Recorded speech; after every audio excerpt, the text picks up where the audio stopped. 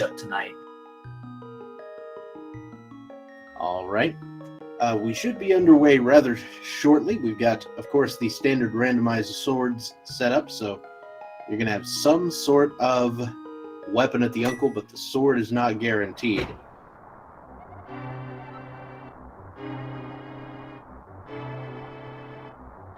All right, our runner's getting off to a start here. Just a piece of heart in the first chest, but early on, not too bad to see because remember, they might take some damage along the way. It's kind of good to build up that health pool as early as you can. Certainly nothing wrong with that. All right, so now we will head directly toward the escape. We'll see what the uncle has to offer today.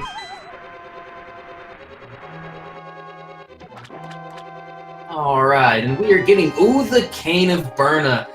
My second favorite start. The Cane of Burna is a fairly difficult start, strictly from a resource management perspective. Of course, you have a very limited amount of ammo with the Cane of Burna, so farming for bombs is going to be a little bit difficult on our runners. Hopefully, they took the time to practice. Yep. We note that Xelnas went ahead and killed one guard with some magic and then picked up a pot with someone under that. InfestedFrogman also followed suit, keeping track of all those magic drops. There's a little bit in the back of escape, so if you want some extra magic before fighting the true final boss, the key rat, then you should be fine. But there's a lot of stuff you got to deal with before then. Absolutely. It looks like Xelnas is opting to use those two pots to try to help farm some resources early. I do like that play, but I do also get very uncomfortable if I don't find bombs right away. Yeah, so one thing you have to keep in mind when you've got the Cane of Brian is that no matter what you do with it, it's always going to knock your enemy upward. So you kind of want to pin it against a upper wall so that you can just keep dealing damage to it. Absolutely. Quite a bit of planning and precision goes into being able to optimally kill using the blue cane. But again, as long as you have a basic understanding of it, it's just like any other weapon. You know, the more practice you have, you will pick up the skill set. And so, like I said, I do like the start just because it does add a bit of technicality to it. So you're saying you like this start from a viewer's perspective? I actually kind of like it from a playing perspective as well. Second only to Bomb Start, of course. Of course, Bomb Start, a highly technical start, but yeah, this is definitely my second favorite. All right. So, now, one of the things you want to do when you're on Cane of Brian strats in the in Zelda's cell room, use pots. Don't waste your magic here. Absolutely. Using the cane in this room would deprive you of bomb farming opportunities later along. So yes, you definitely want to be as conservative with your magic as you can be. At least until you get to the back of Escape. And then, of course, once you find those pots, there's a couple of good spots that you can do some farming. There is a spot about halfway through Escape after the Darkroom chest. You can stack up about 5 or 6 rats in a row, and that does provide a pretty optimal farming spot for the blue cane. That seems pretty good. Now, Frogman has used quite a bit of ammo. I will expect he will at least pick up one small decanter before moving onward, just so that he will have enough to take care of Key Rat. Yeah, that does seem likely. I think Xelnas is fine. Now, interesting with these 2 pots at the upper end of this long hallway, again, that gives you farming opportunities for 2 out of the 3 green guards. So we'll see both of our runners electing to do that at this point. Again, as soon as you find that bomb, you will not have to worry about farming for the rest of Escape. Absolutely. And yes, Puzzle Secretary, special guest commentator, Streamcat this evening.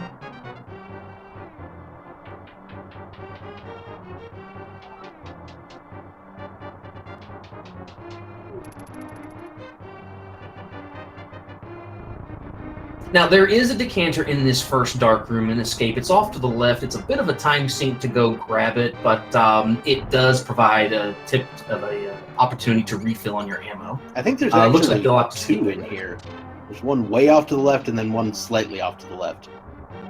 It actually might be correct. I'd have to take a look at a map to find out just for sure. Frogman electing to skip the ropes. Zelda's going to take the opportunity to do some farming and gets his bomb. Excellent. Very nice.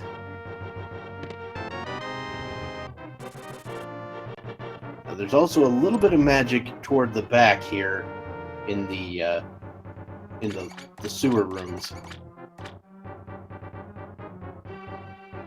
I do have to wonder if Frogman may be committing to the play of not getting bombs in Escape, maybe opting to come back later. If you find gloves early on, that is not a bad play to make. Of course, if you find boots in the back of Escape and your opponent does and you don't, I mean, that can cause a bit of a loss of advantage, but we'll see how it plays out. All right, both runners ending up with exactly 0 magic after getting that key, but Xelnas ends up with the K or with a bomb, and it's gonna get the Moon Pearl. Wow. Yep, Frogman will definitely have to come back at this point. Yeah, that's again, and you have to be very careful that you don't write off the back of Escape as part of your checks. That can be kind of easy to do, especially if you are used to getting bombs. So we'll have to see how this plays out.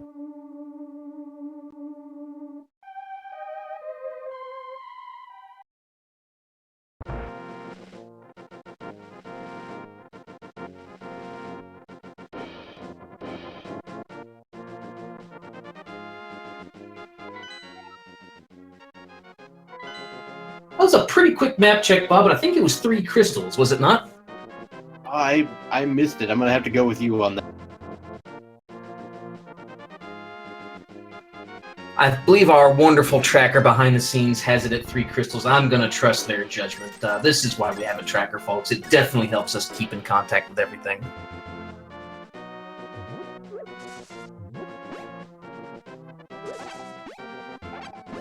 Looks like Bush Crab going to have a lot of small magic fills today, so that'll be good for a little bit of replenishment along the way. Now, interestingly enough, Frogman might be headed back, but yeah, he's headed back. Looks like both of our runners are going to have a check at the Lumberjack Caves. We'll find out really quickly if this is an AGA-required seed.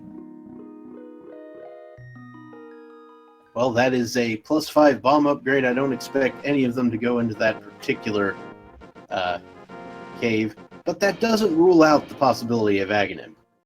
Indeed. We may find it along the way that, well, basically we need 2 particular items out of a set of 3 at this point.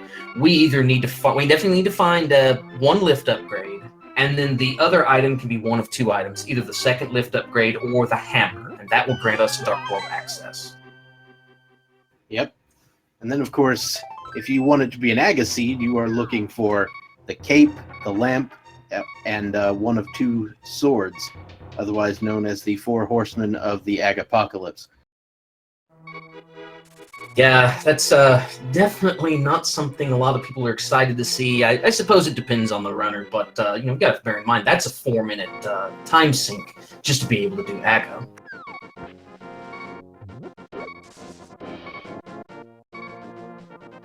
Now, both our runners are pretty flush with rupees right now, but no bombs heading into the village. Looks like they're going to go down and grab those bombs straight away. Just going for the purchase. Zelmus is going to go ahead and grab the chest out of the back of the tavern, as is InfestedFrogman. Just another piece of heart, but that does put them on 4 hearts.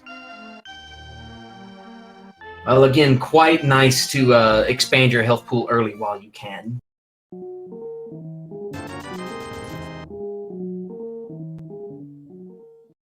Now, with these bombs, not only will they have plenty of them to get through the rest of the village checks, but also the bombs can function as a very nice weapon, depending on your ability to aim them, of course. But without having a sword yet, always good to have. Oh, Xelnas having to move that chicken out of the way. He gets $20 for his trouble. Yeah, see, this is why I don't chicken clip. Same here.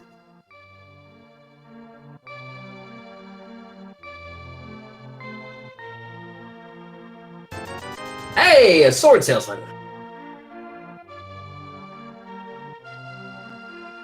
Well, all right. Good old-fashioned weaponry. Just sitting around seems pretty safe.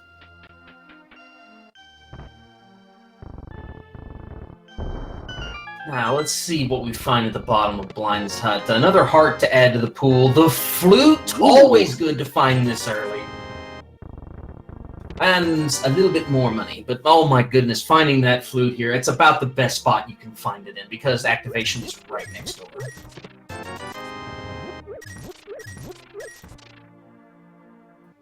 Absolutely.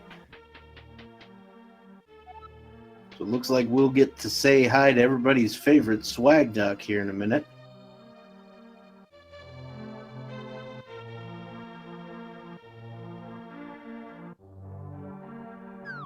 Good little bit of micro routing on the part of both of our runners. Taking that well check first, you'll always be able to catch. You'll be able to unlock your flute on the way back through. We're finding half magic too at the start. Seems good.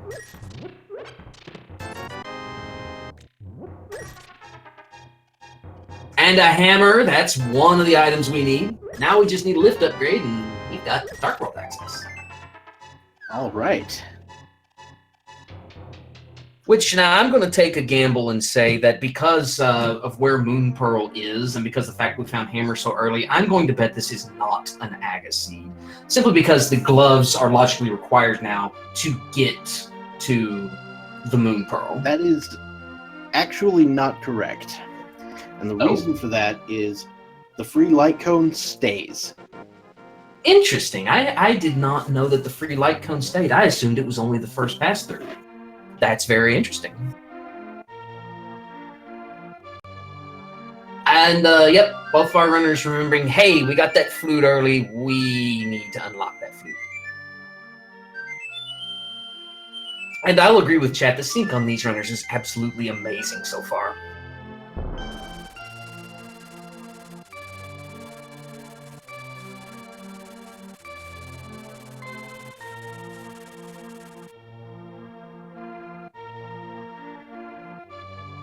All right, so let's take a look at what is in the library.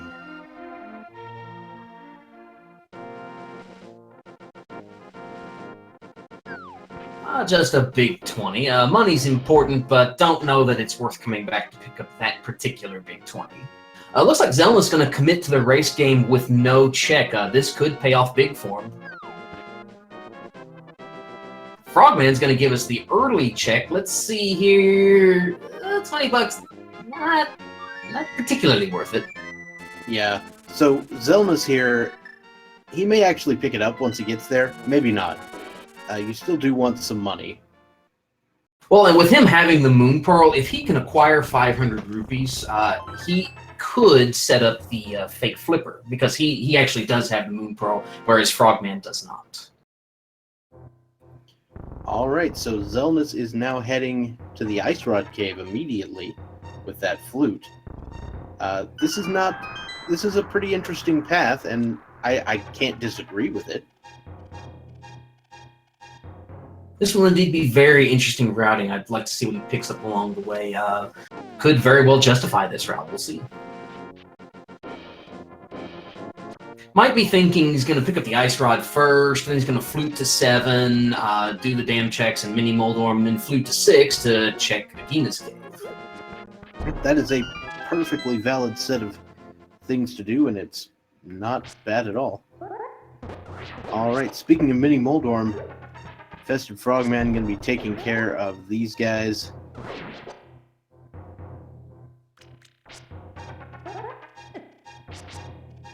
You've got to be careful. Those could be tricky little guys to kill. And thank you to Cosmostasy for that subscription. Well, there's everybody's favorite item, the Ice Rod. And the Master Sword. Ooh. Yeah, Master Sword, Ice Rod. That is, yeah, quite the haul. And I also picked up Bombos. Oh, good find. Early. Yeah, the Bombos as well. Tell you what, though, it's kind of nice to get that ice rod early, just because, logically speaking, the ice rod, the only place in the game it cannot be is on Trinex. So I tell you, if it's a crystal turtle rock and you still don't have the ice rod, that can be a pretty dicey situation to be in.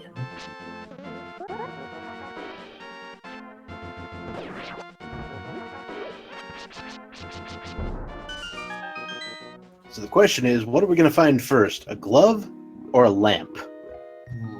I don't know. You find the glove, no Aga. You find the lamp, at this point, I'm betting Aga. Of course, they still have yet to do the Eastern Palace checks, Sahasrara, all of that. So there's still a lot of places that are in logic. Yeah, Eastern is very much available.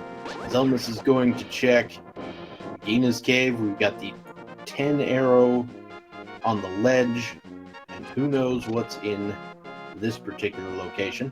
Now, it is worth mentioning that both lamp and a glove can be found at this point in the game, so a rather trolly situation would be for both to be available. Because at this point, with the limited places still left to check, finding a lamp, some players are going to opt directly for that Aga play, just as a time save. So, InfestedFrogman is doing the fake flipper play. Unfortunately, not going to have the, well, not going to do anything because we got sniped by a Zora. That is very unfortunate, but boy, it can happen. Fake Flipper is a pretty dangerous trick to pull off. You have to be careful and try to lead those fireballs away from your character when you can. That's certainly easier said than done. Alright, so Zelmus is now going up to Death Mountain. Very interesting play. There's only a couple of locations he can actually get to at the moment, but one of them could be the glove. Indeed, one is logical, one is not. Having not found the lamp yet, this place is not technically in logic, but the Death Mountain Dark Room is a fairly easy one to learn. And it's after the Eastern Palace Dark Rooms, I'd say one of the easier ones to pick up at the start. A check that the green pendant is Turtle Rock. Of course it is. Oh, and there are the flippers in the back of Saha's closet. That does bring a lot of water checks in. In fact, all the water checks are now in logic.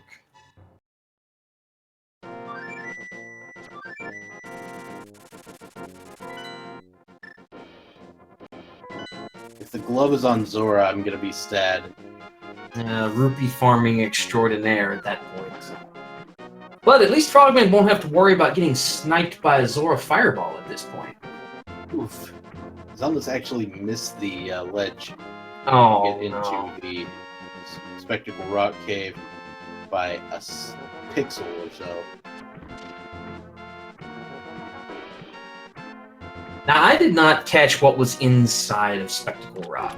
You didn't happen to catch it, did you, Bob? He didn't go in because this is the only one he can get to. Oh, so we're going to do a blind check from Zelda's part. This is interesting. Oh, just a beat. Alright, big 20 from the hobo. We've got a couple of locations at the Waterfall Cave, followed by Zora proper and Zora Ledge. Now, if you're these runners, given the limited spots you've got left to go, where do you think our progression is going to be located? I'm guessing I would probably say Zora, just to mess with us. Oh, there's the glove. Oh! It's in Waterfall Cave. Not an Agaseed. Yep.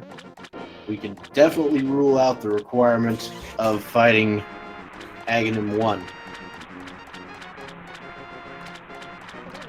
I guess it's a philosophical debate, but technically every seed is an Agaseed, because you do have to kill Aga 2 every time. That is true. Now, interesting to note, unless they pick up the mirror, Zora is more or less an orphaned location at this point. Now, if they do find the mirror, they will be able to route in Catfish along with a Zora check. Yeah. I mean, Zora's could still be a thing, but I imagine that will wait until catfish is a thing. Now, InfestedFrogman finds those gloves and immediately heads for the back of Escape, which is going to be pretty solid play on his part. Yeah, he's going to be very happy with what he finds here.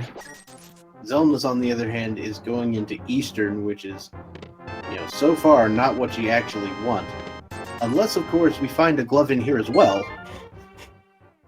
Another interesting find would be Vanilla Bow, because even without the lamp, he can go ahead and cross a crystal off his list.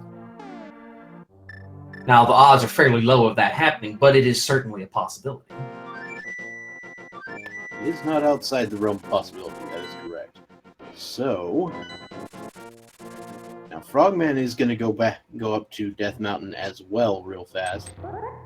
It's not going to turn out to be that important, unfortunately.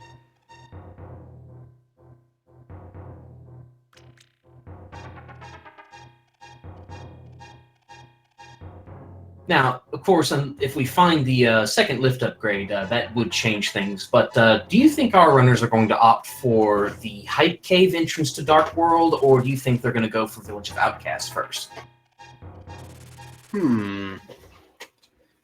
It's kind of a matter of preference at this point. I think I might go Village, just because in the event that Swamp Palace is going to be required, it gives me a little bit of a greater chance to find that mirror. I don't know. Oh, chat bringing up an interesting point. Spike Cave is actually in logic. Oh, so we have an immunity item, we have the hammer, and we have the Moon Pearl. So it absolutely could be a Spike Cave entrance to Dark World. That is absolutely possible. We may also see that thing. What am I trying to say? Map check. Where we get to see the things. Oh, interesting. Nope, he's not going for Spike Cave. That is actually very interesting because I know that Spike Cave can be a location that's pretty easy to orphan, and statistically speaking, it does have progression quite a large amount of the time. It even has a quite a bit higher likelihood of having progression if your weapon to start with was the Cane of Burnout. Yep. Which it was. Now, you could very well just find a big 20 there, but I mean, like I said, statistically speaking, I would say Spike Cave is a good check to make. It looks like Frog's going to end up going the Village of Outcasts route. And here's our map check. We know that TR is a pendant, Meyer is a pendant, Ice Palace is a pendant, and the 2 5/6 crystals are going to be Pod and Swamp. Wow, so this is all the dungeons requiring the Titan's mitts are pendants. You are absolutely right. However, the mittens will still be required for this seed because you can't quite get to Ganon's tower without them. All the Dark Mountain access points are locked by mittens.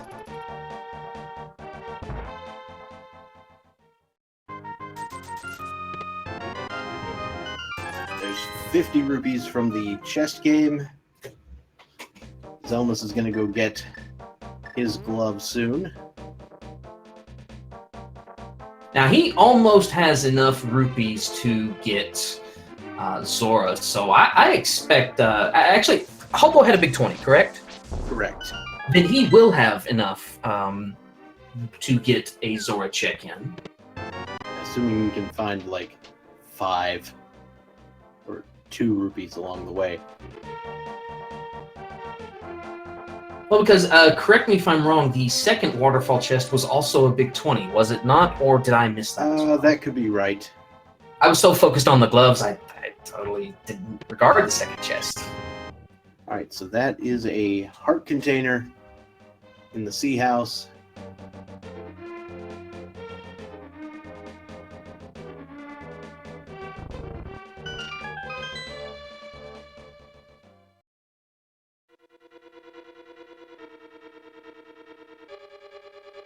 Frogman gonna take a dive into Thieves Town here. A pretty item-rich place. There are 4 items to find in here. First chest has bombs.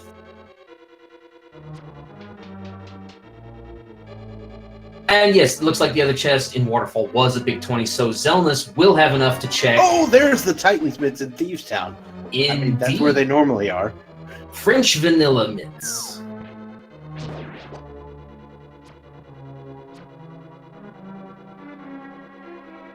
Oh yes, Thieves Town, definitely a place you want to visit fairly early on. Yeah, and you know, you've got the hammer, so you're not really worried about orphaning an item here.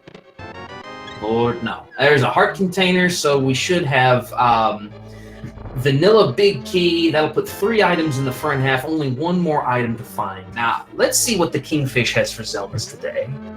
Oh, wow! Hot Wow! dang and a half, that is huge. That is a well-spent 500 rupees. That's a very well-spent 500 rupees. The Kingfish actually has a very valuable item today. Might be required for go mode as well, because we don't know if Desert is boots locked yet or not. And Xelnas, at this point, won't care, because he can do it either way. Wow. So yeah, this is turning out to be, you know, that basically gave Xelnas another chance to catch up here. You are exactly correct. Frog has strength, but Xelnas has speed.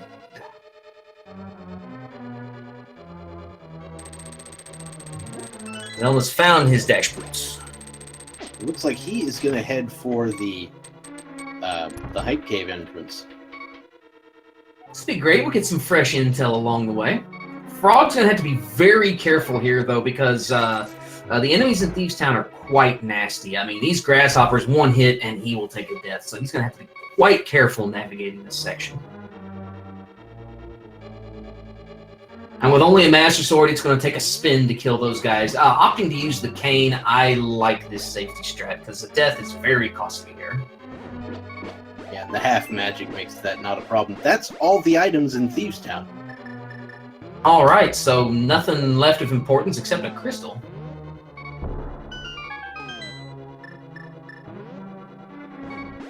And again, Frog taking this very conservatively again. Oh no! Oh my goodness, that's... Well, at least he got the floor. Yeah, exactly. Xelnas, the only item we found of any relevance in Hype Cave was a bottle. 2.5 out of 10 Hype Cave. Actually, no, 1.5. But it did have blue goo in it. Okay, 2. Seems legit.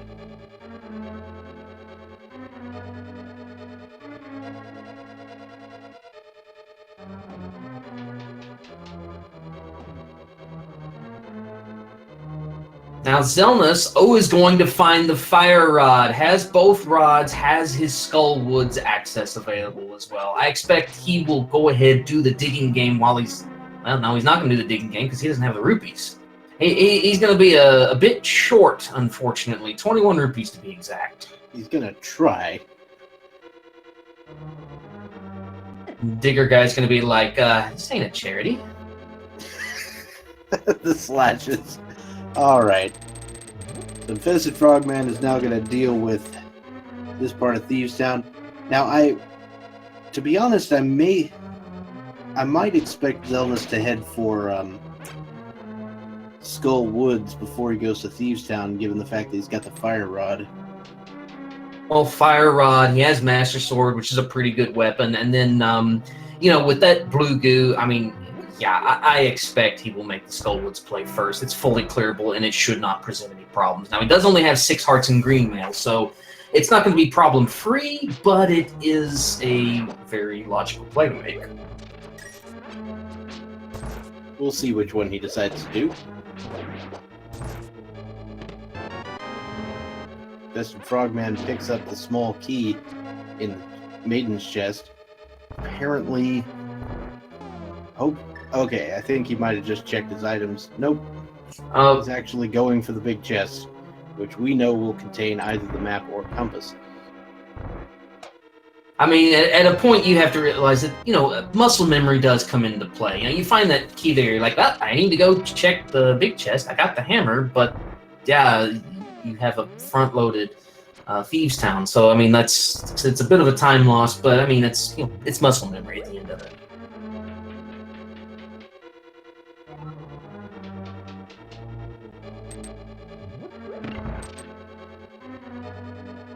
Now, with having Berna, Frogman will have a very easy time with blind. Oh, yeah. Xelnas, it looks like, opting to go to the back of Skullwoods first and clear forward. That is not a bad call. I do, however, take issue with going to this chest first. Well, he doesn't have any fairies, so it's a fairly quick death warp to get back.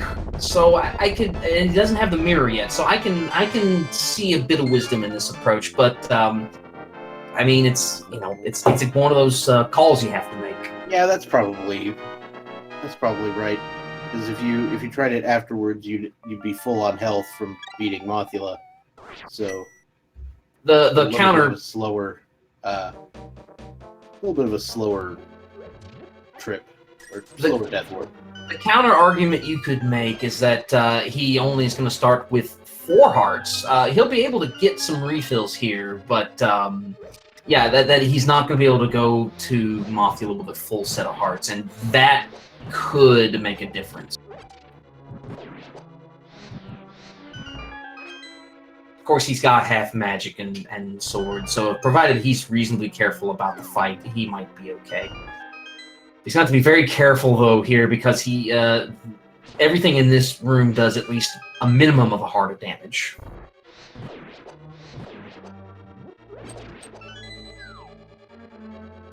Now, what is Frog going to find at our digging game?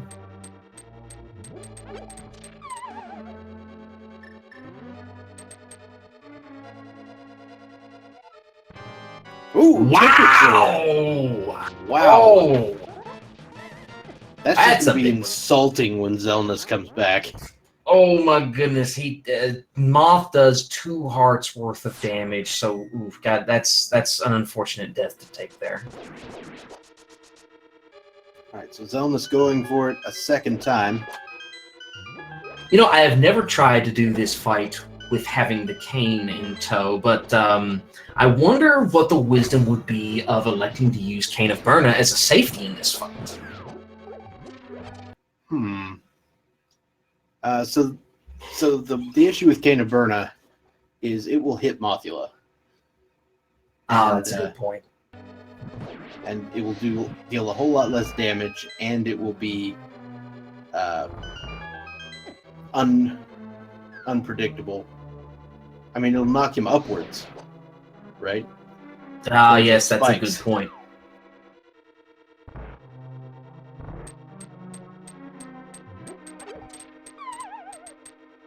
So yeah, I would say you have a couple of bottles of blue goo, rather. Yeah, I would say just don't be afraid to use your safeties and make heavy use of that fire rod. You have half magic after all. He's also using sword beam strats here, which is very nice.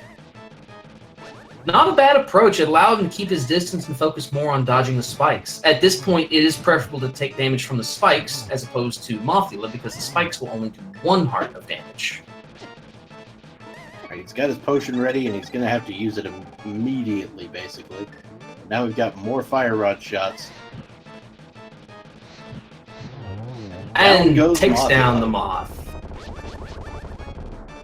Second time's the charm for Xelnas, and he's going to notch his first crystal at about the 34-minute mark. Nicely done. InfestedFrogman just picked up the fire rod, so I imagine we'll be seeing our runners trade places here in a second. Indeed. I imagine Xelnas is going to make the southern swing, and he will, of course, find his tempered sword when he visits Digging Game. We still have not found any of the items here in Skull Woods. Well, and with no Kana Samaria here, he's going to have to contend with the Gibdos.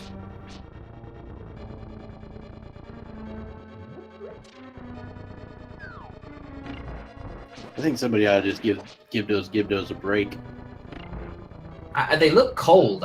Maybe they need some heat from a rod. All right, there's one of the 2 items in Skull Woods. And blue rupee from the blacksmiths. I wonder if they made that specifically for Frogman. Counterfeit rupees. I mean, there is that. I mean, you did just hand them 10 rupees, though. So that seems like a bad deal. Actually, no, wait, that was the second item for Xelnas. I think the first one was 10 arrows. Oh, Chat, yeah, you're right. You're right. The chest in the back was 10 arrows. I'm a dumb. It's okay. You got some company there. Right. That looked like an arrow upgrade on the bumper cave. And of course, no cape yet. That place is not in logic, but since you can see it, it's a good way to know if you're going to need the cape or not. So I definitely like picking up the intelligence for that. So it looks like InfestedFrogman is going to get to waste a bunch of time here in the front part of Skull Woods. That is unfortunate, but I mean, you know, it's one of those plays where it's more of a choice of style. You know, this time it did favor Xelnas' back-to-front approach, but I mean, the 2 items could have just as easily been in the front half.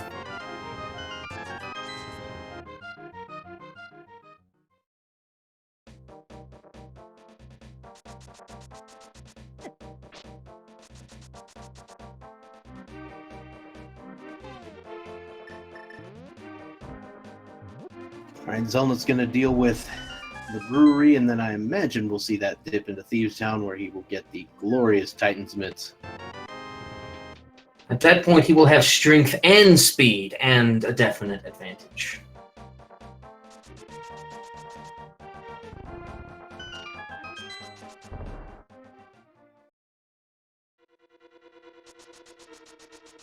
Now, while our runners are retracing their steps here, what do you think is going to be our next logical approach? Where are we going to want to head next when we strike out for fresh territory?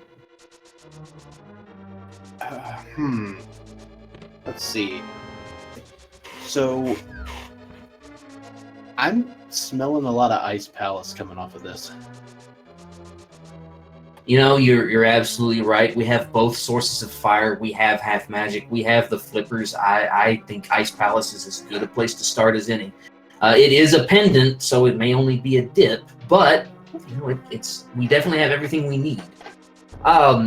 Another place we might consider doing is the Meyer checks. Although we can only do the Meyer checks, but we can't do anything else. Unless Meyer is locked by Bombos. But then it's still another pendant dip. Yeah. So heading over to Meyer, kind of hoping to get the mirror or something so you can get into desert. That sounds pretty good too. I would say mirror or hookshot. Oh yeah, hookshot. Hookshot would give us access to all of Death Mountain, including the dark side, which would be the best.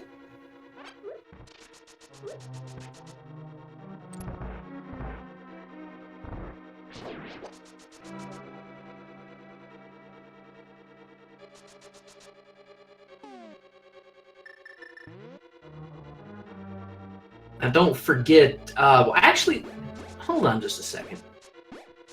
Given the pendant spread, Cane of Samaria is not required for this seed, is it? Correct. Unless there's an item. On right side GT, the big key. Ah, that's true. So that's something we need to keep note of. Cane of Samaria could still factor into play here.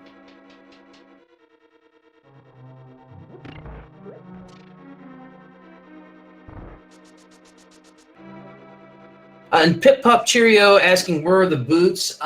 King Zora had them today.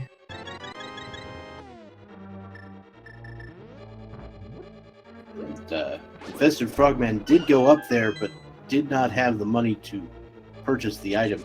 So it could be a long time before Infested Frogman picks up those boots. Indeed, it could be. And every moment that Xelnas has them and Frogman does not, he does build an advantage simply because his check efficiency is going to be a lot better as far as checks per unit of time.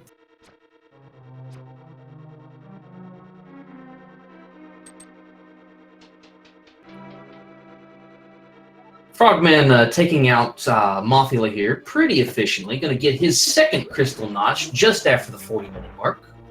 Xelnas not going to be too far behind him. We'll see if Xelnas has kept track of his items and opts to go grab the maiden and get straight out of here. And indeed, it looks like he has. Looks like he has been paying attention to his item tracker. Very well.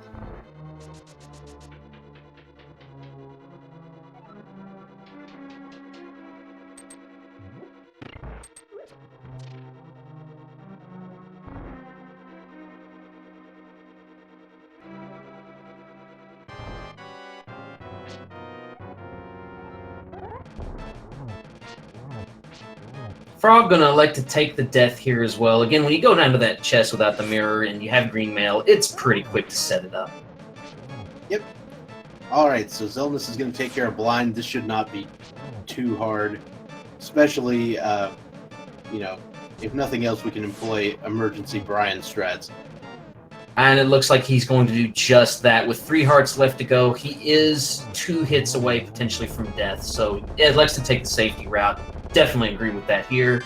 He's going to grab his map and crystal number 2.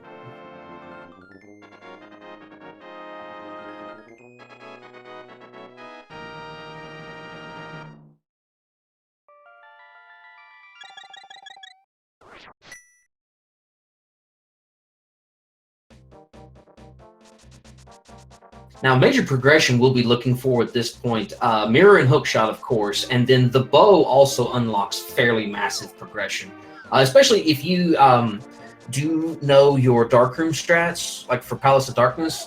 The bow is literally all they need to start clearing that dungeon out. All right, so Xelnas is going to finally get that tempered sword. As I recall, it was quite a few digs to pick it up.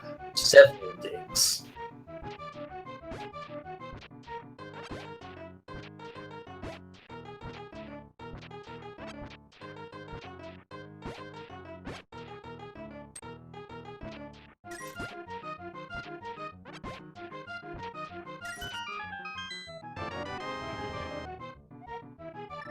It looks like 29. Almost the maximum. Oh, 27, you said? Okay. If it was, 27 digs, I think you can have up to 30. Right, 30 is the max.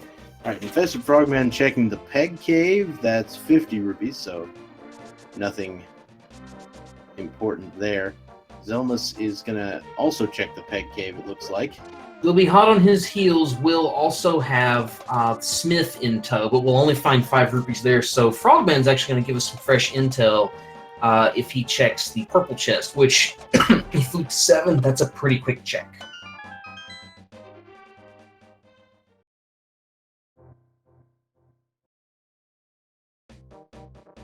It looks like Frogman's just going to walk it over, though. It's not that much further, but it is a bit of a time save to Flute to 7. So Xelnas is going to take the frog north. This might be a catfish check. Well, this is as good a time as any to route that in because it's technically an orphan location. Oh, powder in purple chest. Yep. That unlocks a position. Best purple chest ever. Not only a little bit of safety, but unlocks Bat.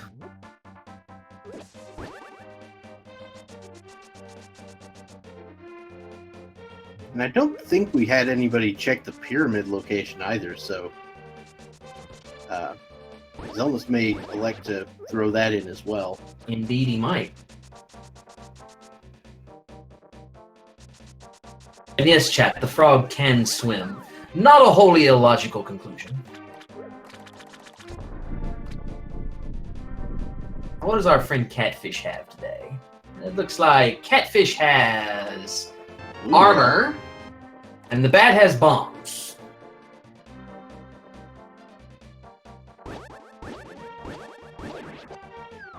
Tell you what, that armor. Batman was a terrorist. Anyway. And I guess we get Catfish skin to put on to act as some damage mitigation. I always do like finding the male upgrade because that essentially doubles your health pool. Yeah, basically. Few things don't really care about the male upgrade, but not by much. Alright, so it looks like Frogman's going to check out the Agina's cave that Xelnas took care of a long time ago. And then I imagine he might do the Meyer check. I'll be very interested to see what is in the Meyer area. It looks like Zelda's going to check our pyramid here. That has just 20 bucks. Big old 20.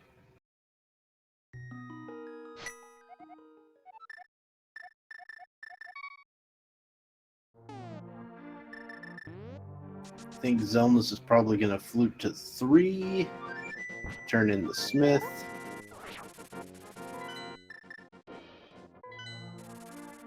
Frogman here is going to flute to 6.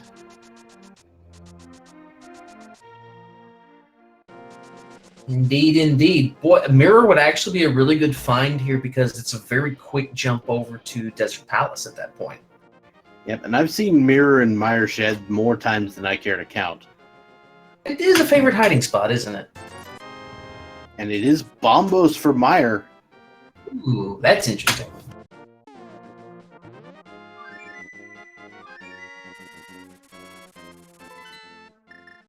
Quake in the Meyer Shed. And 20 rupees. Very interesting pickup. Very interesting because we still don't know what Turtle Rock is. With Turtle Rock being a green pendant, green pendants tend to carry quite a bit of weight, at least from personal experience in V29. So if Turtle Rock is locked by Quake, that could be a very big pickup. I want to think Xelnas checked Sick Kid at one point. But don't hold me to it. I'd hold you to it, but I can't remember myself, so I guess that would make me a bit of a hypocrite. InfestedFrogman is doing the Ice Palace play. Logically, definitely in play at this point, but very interesting to see how far he will take this. Simply because he does not have the hook shot, and without the cane, it may not entirely be in logic.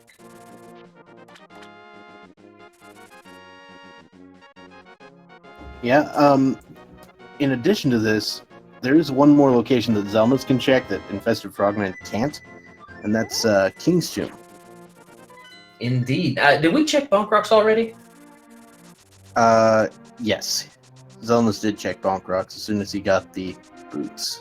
Ah, gotcha. So yes, King's Tomb, definitely something that is worth checking.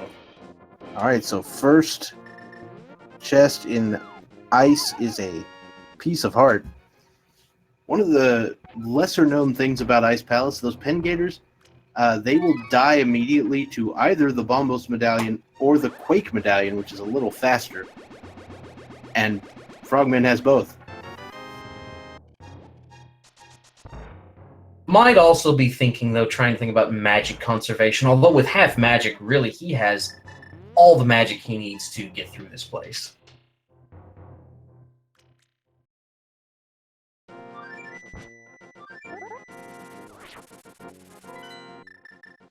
Alright, InfestedFrogman heading down into Ice Palace. See what's in here. Zelda's going to check the Meyer Shed, and we'll see if he elects to dip into Meyer or not. Well, with the boots, it is in logic for him. He absolutely can go to Meyer. Meyer requires, to full clear, it requires the lamp, and then whatever medallion you need, and boots or hookshot. And Canis Mario. That too. But that's only for the very last item. So he'll be able to check the vast majority of this dungeon with what he has now. And look, Right, so he will. both runners are now dipping pendant dungeons trying to find items. Frogman had a little issue in Ice Palace. Hopefully this will get rectified this time. I tell you what, that bomb jump can be quite hair-raising to pull off at times.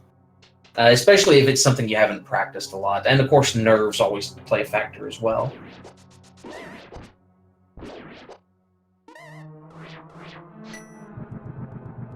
Zelda's employing the Bombos medallion here. That is a valid way of doing things. Unfortunately, it didn't get a couple of the whiz robes. You gotta time it pretty well to get the whiz robes. Indeed, if they are phased out, it will not touch them. But with no sword beam strats, you know, it's a perfectly valid use. Another very good weapon to employ would have been the fire rod in that case.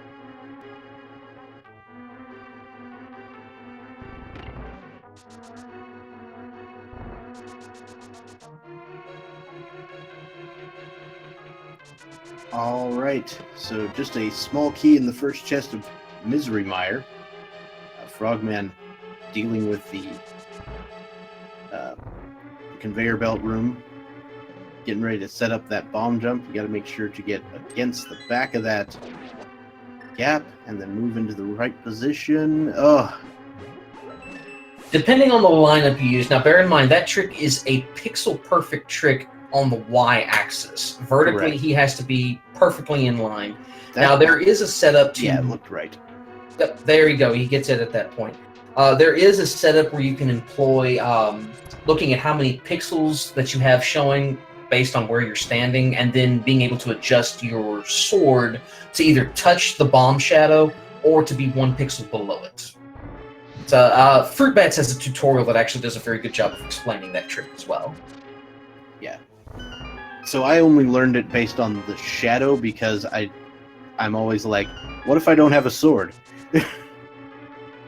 Yeah, the only reason I learned that trick, Gazellshoft actually taught that to me live on stream one time. That's the only reason I picked it up. I've never tried to line it up without using a sword, so that might be a skill worth picking up.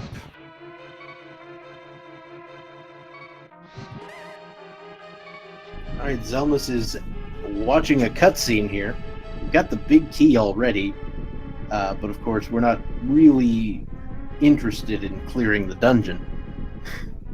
Not possibly, at least. We'll have to wait and see if a certain type of seed is in the works. I don't know what you're talking about. Yeah, it's a thing. Wow, Zelda finds the mirror, so the Meyer dip was required. Look at that. Mirror in Meyer, and yeah, feels good, man.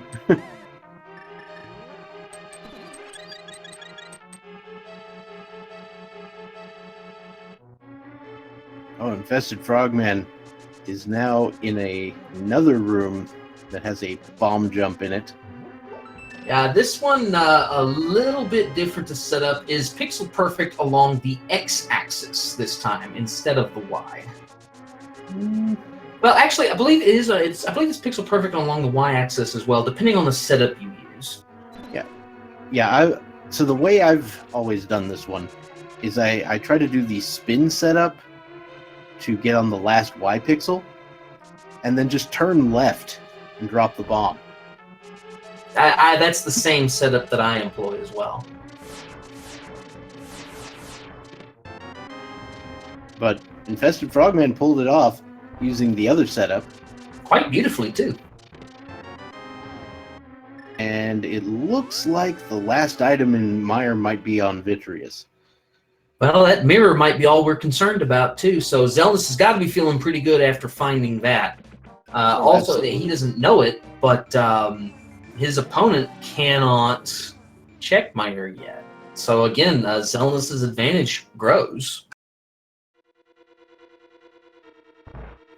Now, of course, going to check Desert, which is clearly the play at this point. Oh yes, it's full clearable. And not, well, I would say, yeah, it's not boot locked because map or compass on the torch, it's not boot locked, or an item.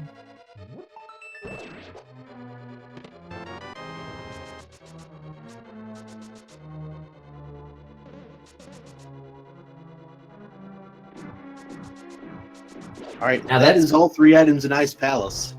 Unfortunately, Frogman's striking out on Ice Palace. The play he needs to make is Meyer. Now he has the rupees. He really also needs to make his way to Zora as soon as he can. Basically, I think Zora might be his only option at this point. Well, he could go to Pod. He could indeed go to Pod. Provided it's not bow locked, he could check quite a few chests there. He'll at least have access to the first chest on the left side. He's got a bottle, so he could do like the potion glitch if he wants to. He could indeed elect to do that, provided he knows the setup for it. Oh, and I don't think he did Eastern either. Oh.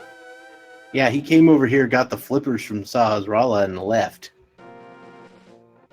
Unfortunately, not much of value in Eastern, so yeah, this is a bit unfortunate for Frogman.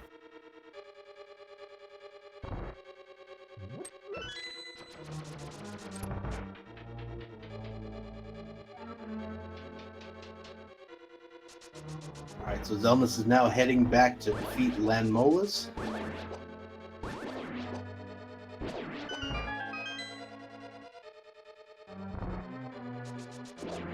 So, if I were Zelmus, the next place I would be heading is Death Mountain. I absolutely agree with that. You got Tower of Hera, then you've got Paradox Cave, you've got Super Bunny Cave, you've got Hookshot Cave. I mean, if something's not there, the seed hates you. Well, I wouldn't rule out the seed hating you at this point, but yeah, he will logically be able to check everything with the exception of the last 3 chests in Hookshot Cave. He will have access to everything else. Now, I do carve Turtle Rock out of that equation, but as far as the overworld checks, he will have access to everything except the last 3 in Hookshot Cave. And of course, Spike Cave is still looming as well. Indeed. It's just a piece of heart there on Landmo. That's gonna do it for Desert Palace. So 57.5 minutes in, and Xelnas takes down crystal number 3.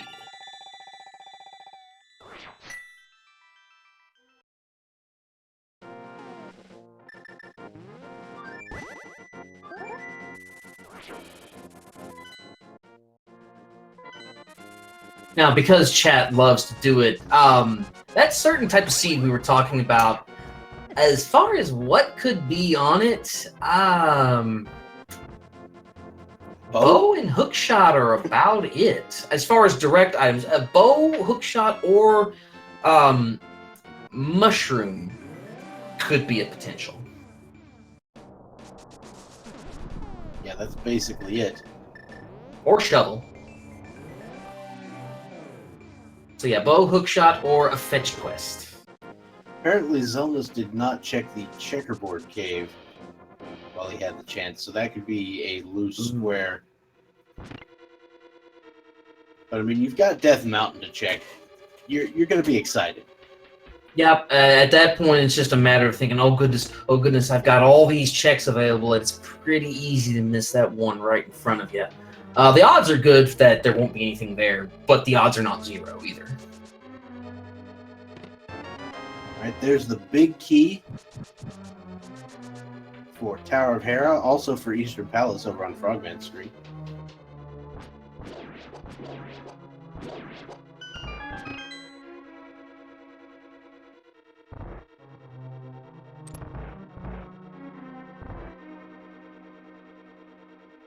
Now, with having boots only, I wonder if Xelnas is going to set up this Hera bomb jump, or if he's going to elect to take the safe route, go up to the 5th floor, and then drop down one. We'll have to wait and see. Oh, we're doing a bomb jump.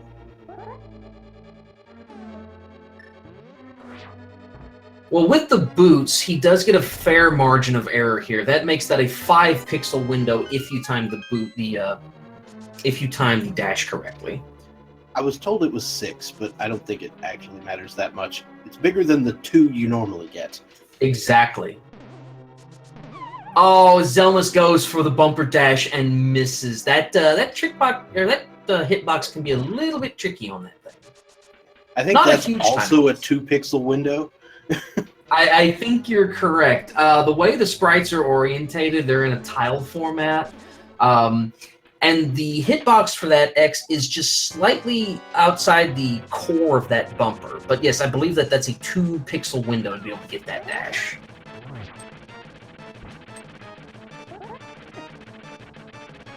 Well, InfestedFrogman is heading for Zora, so this is going to get him some progression. Indeed. Now, it's over an hour into the seed just finding boots. You have to wonder if he thinks his opponent got them significantly earlier. I mean, I would have to assume that if I was InfestedFrogman. Well, and bear in mind, that's a very early location to check. So, yeah, that we'll have to see how that plays into his execution here. It may sharpen his focus a little bit, too. But the play he needs to make at this point, Frog has got to make his way to Meyer.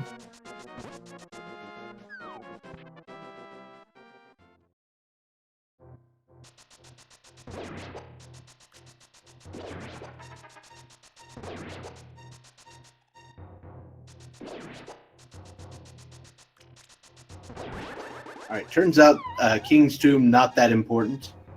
So, pretty good there. Another big 20 in Spiral Cave, and it looks like Xelnas will now be heading to Paradox Cave. This is one of the later Paradox Caves I've seen. Going to opt to unlock this southern portal right here. Utilizing the mirror here, this actually makes the routing a bit more efficient for Death Mountain, both dark and light. Especially if you have no intention on opening Turtle Rock. Indeed.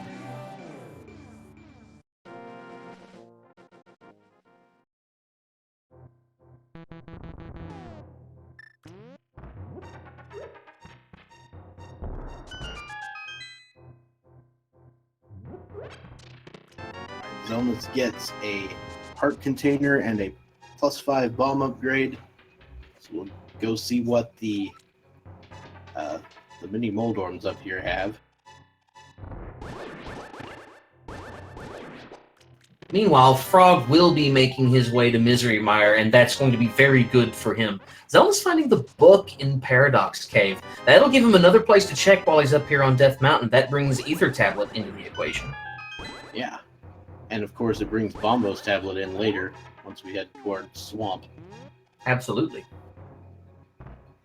He could also go check Ped if he's so inclined, but that's so far out of the way, I doubt he will go out to make that check, unless the seed just immediately dries up, which is absolutely possible.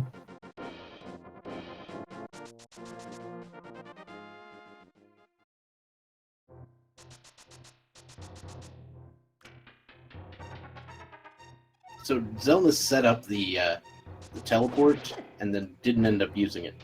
Whoops.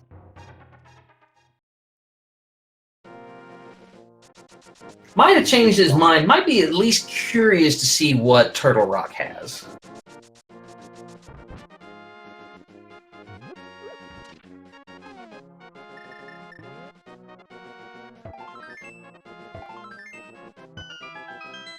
Now, with no Cane of Samaria yet, Turtle Rock is completely locked, but it is also Bombos. So Bombos was the keynote medallion here. Now, if he finds Cane of Samaria up on the mountain, I would expect him to make a dip into Turtle Rock. There's just... Turtle Rock statistically has quite a bit of value in V29. So I'm gonna give you a caveat here. I think he's probably gonna, if he finds Cane Samaria, he'll check that, unless he also finds Bo. Yeah, if you find Bo as well, I mean, at that point, it just, at that point, yeah, your value lies in too many other places. Well, there's the blue boomerang in the bottom of Hookshot Cave. Not going to see any attempts at hovering today. Nope. Seems pretty. Seems like a pretty good strategy. Did we check what was on Floating Island? It was a full heart container, I believe I saw. Decent, but with Blue Mail and 11 hearts, Xelnas is probably not too concerned about that full heart container. There's the lamp. There's the lamp. No more dark rooms. Also, technically brings Pod in. Yeah, that puts a little more of Pod in the logic. Of course, you're going to want that bow to really, make use of it for sure. Looks like Xelnas is going to head over towards Spike Cave. Be interested to see what's there. Unfortunately, that lamp also brings Vitreous back in, as far as logic. I mean, we still need the cane. True. But it gives us 1/2 of the logic puzzle for him.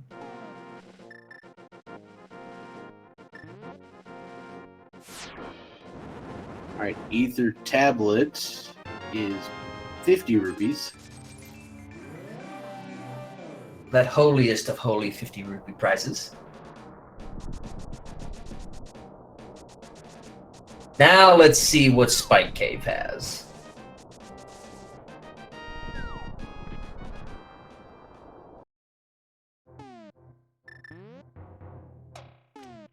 Alright, Infested Frogman now has that mirror.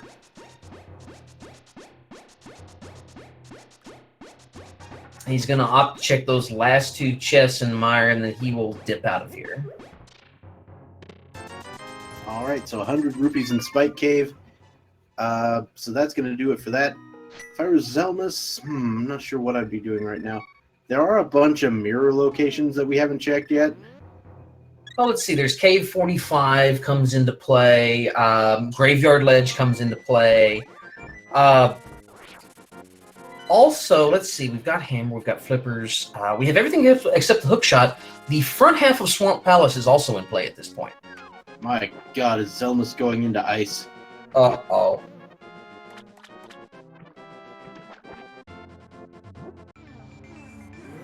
Unfortunately, we know not much to be had in this particular locale.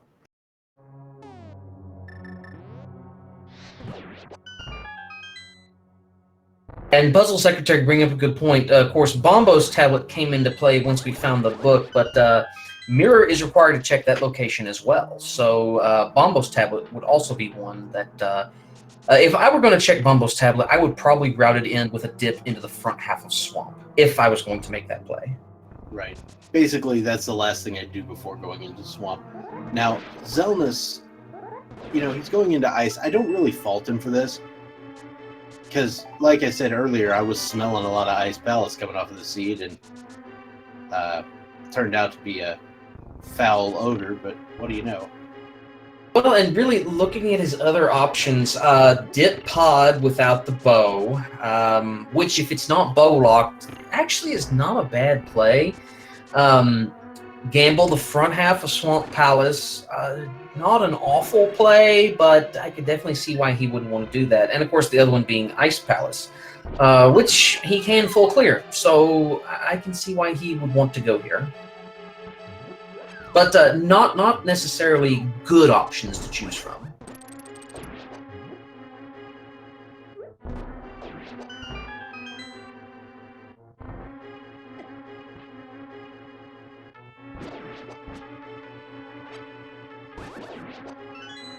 Sports Cafe pulling up in chat, noticing that without having the hookshot, dipping ice is not exactly an ideal dip either.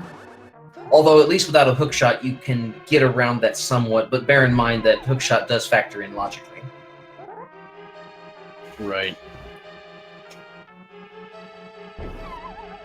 Zelda's going to try to line up the bomb jump. Yep. It's you know, it's not the world's easiest bomb jump, and you can certainly run into trouble no matter what your skill level at this is. It's difficult enough to do when you don't have the nerves bearing down on you of a race. So, I mean, it's one of those that a lot of people don't think about it, but, I mean, these runners have got a fair bit of anxiety just because of being in a race environment, and that absolutely can interfere with execution.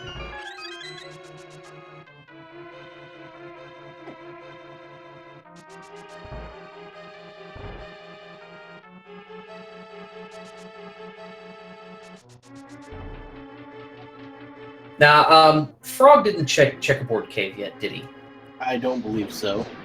I think he may after dealing with land molas.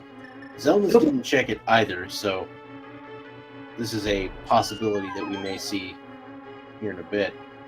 Well, and if Frogman checks it and there is something to be found there, I mean, that will swing the pendulum back in Frogman's favor. Just because I know locations like that are very easy to forget. You might have said, "Oh, I've already done mine, or I've already written off this whole area," and forget, "Oh crap, I forgot to do Checkerboard Cave." So we'll just have to wait and see how this plays out.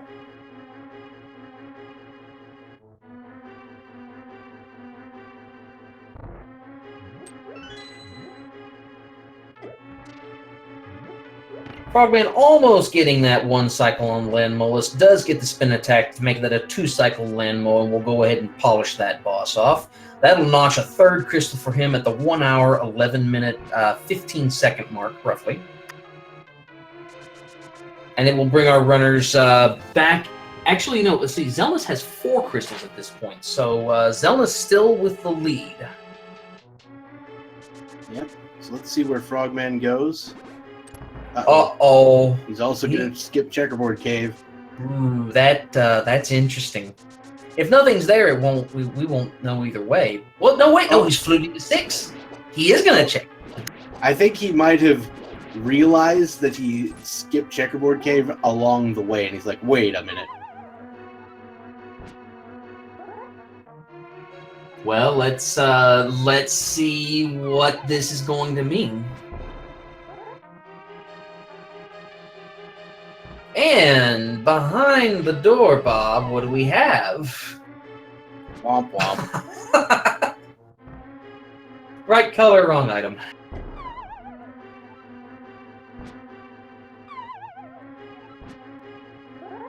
Zelda's attempting to set up the jump across this gap as well. Has 2 hearts left. Gonna have to be kind of careful here. Oh, there he goes. He's got it.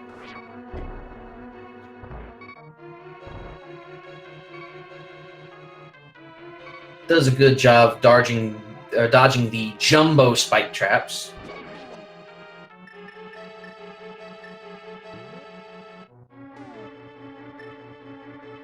Oh, this is going to be interesting. He's going to have to use Brine Threads. This will be.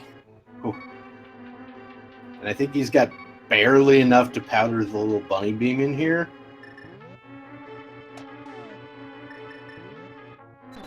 Yep, that's what he's going to do.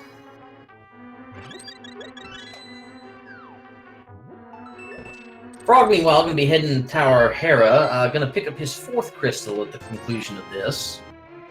So really, for all of their separation, they're kind of still retracing each other's steps at this point, although Frog has yet to do the Death Mountain checks. Yep, that's true. So once Zelda picks up this piece of heart in the Spike Room chest, that will be the 3rd item for Zelda. We'll see if he is going to bet on Pedestal by going to Cold Stare.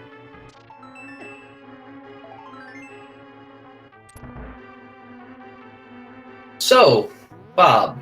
Looks affirmative to me. Oh, it does look like it. Do you prefer Hookshotless Swamp or Bolus Pod? Bolus Pod, not close.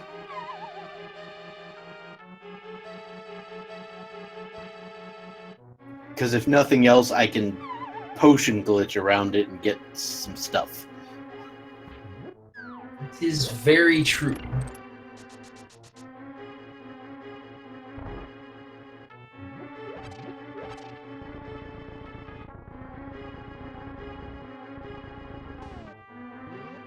It looks like we are going to see Xelnas bet on grabbing this pendant. So he might be placing his faith in the fact that it could be a pedestal seed. Alright, Frogman found the right pixel for the bomb jump here. Without the boots.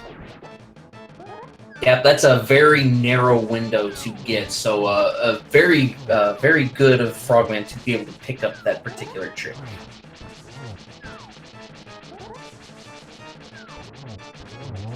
Yeah, so I say Bola's pod not close, but I think in this situation I probably want to clear up some of the overworld locations first.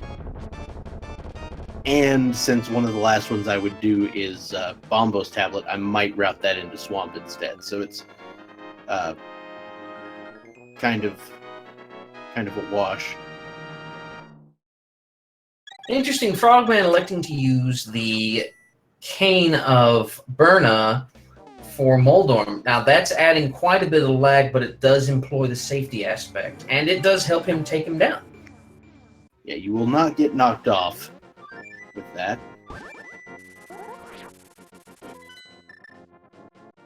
So we see Zelda's fluting over to 3. What I expect here, potentially, so it's not a pedestal check.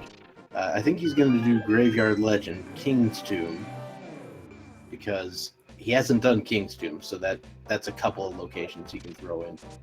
And if Frogman is going back in for the basement chest, I remember thinking that there might have only been one item out of Hera. I thought there were 2, but I could be wrong. Tell you what, even as a commentator, after a while, these seeds do kind of bleed together on you.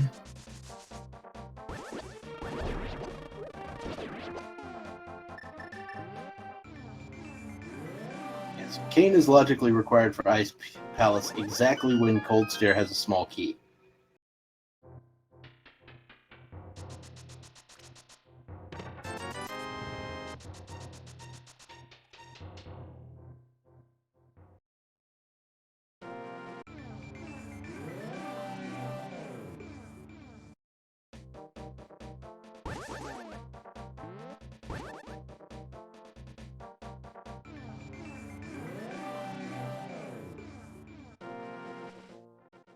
I tell you what, mushroom in the basement of Hera. Ooh. Ooh. That could be big. Just bombs and Graveyard Ledge. So you're absolutely right. Xelnas opted not to go to the basement, did not pick up his mushrooms, so that is a potential advantage for Frogman.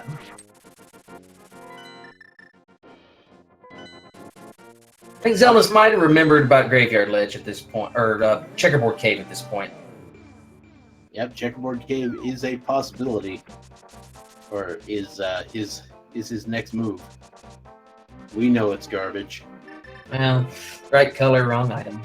Although I don't know that it would even be the right color as far as what they want. The hookshot's a little bit red, isn't it? Yeah, hookshot is a little red.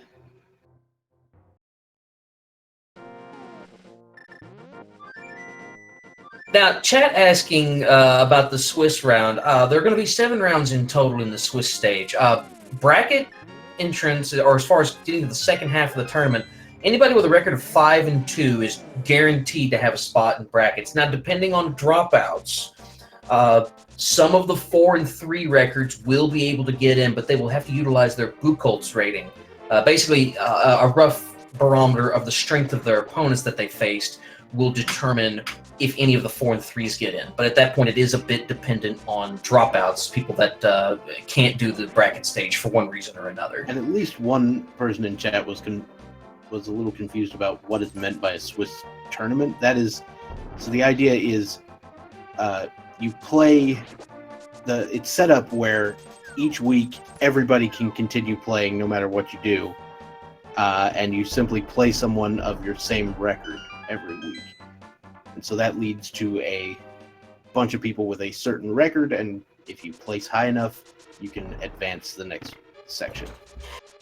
The idea being, in theory, that people that have a 2 and 3 record, like in this case, are going to be of roughly equivalent skills. So it also helps to provide for a chance for some very exciting matchups, where one person doesn't specifically have an advantage over another. Now, that's not a hard and fast rule, but typically people with the same records will have roughly equivalent skills. And just clarifying, the tiebreakers for the seed are, for the Swiss, are actually going to be just opponent's win percentage followed by opponent's win percentage. That's all it really is.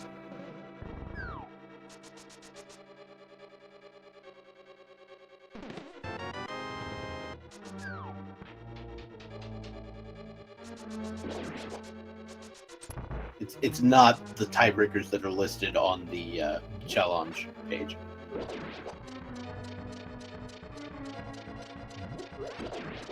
Again, shoutouts. He's doing a pod. Ooh, the bonus pod. Let's see if your favorite pays off here. Lots of keys, but you know, that pod is kind of famous for being key loaded in the front. Indeed.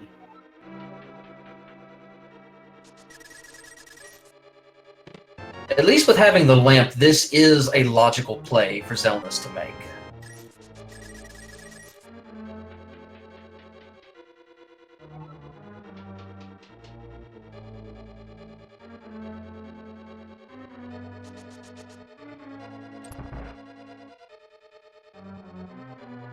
All right.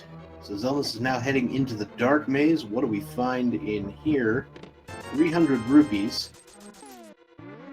Zorama. Oh, wait. Potion money. That's what we'll call that. Sure. There is a compass. We don't have a big key.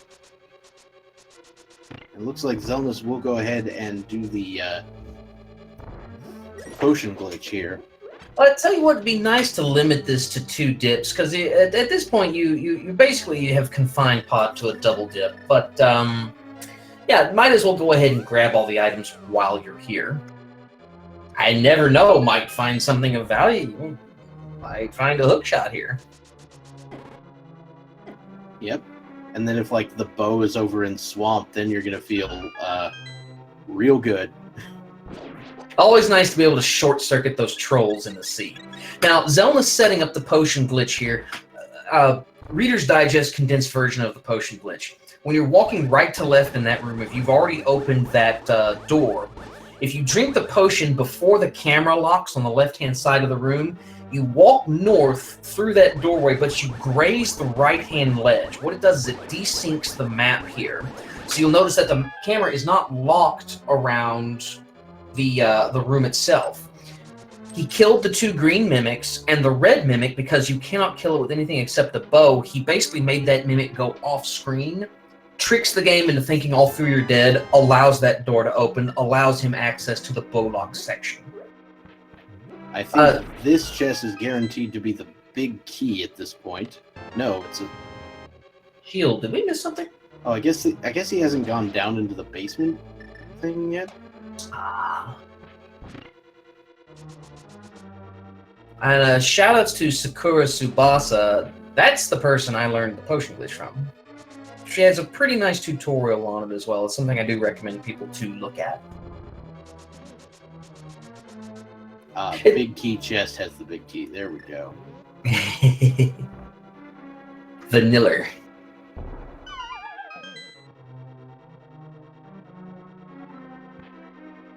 Oh, and he hasn't done the basement either, so yeah. He had every intention of just doing the potion glitch. Alright, so this chest down here is guaranteed to be a small key, so. Yep. But he's gonna pick it up because he's gonna need that small key. Indeed he is.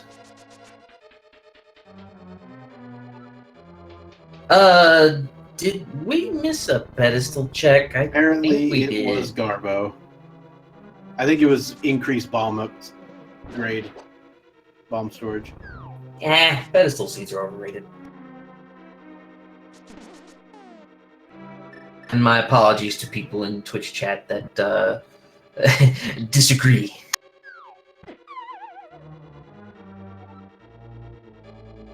Oh, arrows. My bad.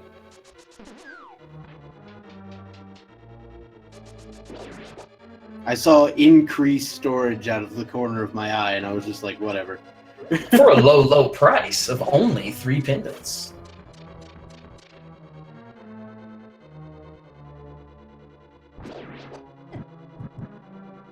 Now, I will be curious to see what is in this big chest. I'm pretty sure it has to be an item. Yes, we've got both the map and compass and all the small keys and the big key. So there's an item here and there's an item on Helmasaur.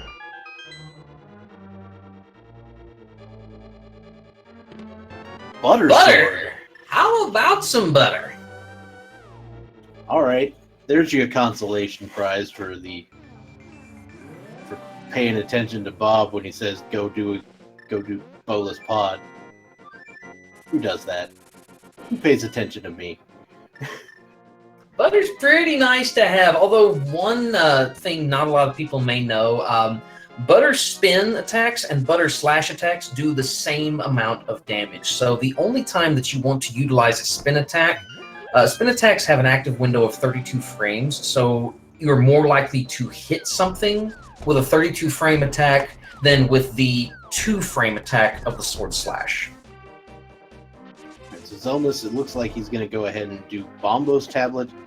We might see the K45 check. I don't believe he's done that either. And then Swamp is imminent. Oh, and Bob, we're kind of running out of places to check. We need to find a bow or a hook shot. Boy, if we find a cane, one has to wonder about Turtle Rock. Yeah, that is true. I've seen a whole lot of bow and stuff in Turtle Shook Shot. There's your hook shot. Okay, Swamp Palace is fully clearable at this point. Oh yeah, so now you go to Swamp. Oh yes. You go to Swamp and you're happy about it. I've never understood the hate for Swamp. Swamp is such a nice place. Once you get past the smell, it's really a nice dungeon. I mean, here's the thing. It's a fine dungeon, and I don't mind doing it. It's just so much better when you don't have to clear it out. That is very true. Although a strategy you can employ in Swamp Palace, if you keep track of if you found either the compass or the map, I know that for myself, if I don't find the compass or the map and I have the hook shot, like say in the first 2 chests, if I don't find a map or a compass, I will actually continue clearing to the back in hopes that the map and the compass will occupy the chests on the left-hand side of Swamp, because there's going to be 2 on the left-hand side. Oh yeah. I basically default to skipping left side unless I have some other reason not to.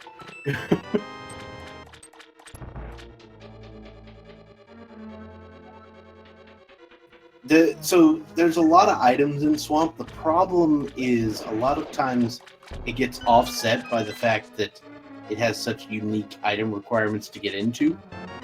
So it gets locked out of a lot of other items. But this seed, the mirror and flippers were fairly available. Well, the mirror was a giant pain in the rear end, but the rest of it was fairly available. There's also the matter of if you have to route in left side Swamp, that is it's not a huge time sink, but it is a time sink as well.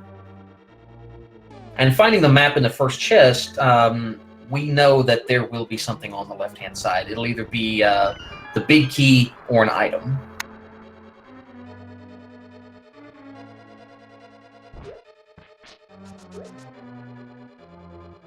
Now, Frogman trailing in Xelnas's steps here, going to opt to go check Palace of Darkness. Unfortunately, we'll only find the butter sword, and I never thought I'd use unfortunately and butter in the same sentence, but here I am.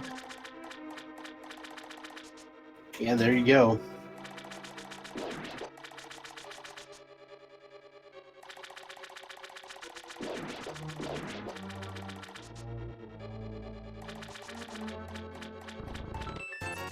There is 300 rupees in the compass chest.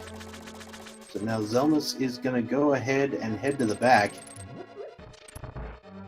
Well, all he needs for go mode is the bow at this point. So you find the bow in the back half, and you go mode the rest of the way home. Mm-hmm. And just to bother you, it will be Kano Samaria instead. Bow in Turtle Rock. No, bow on Sahasrara.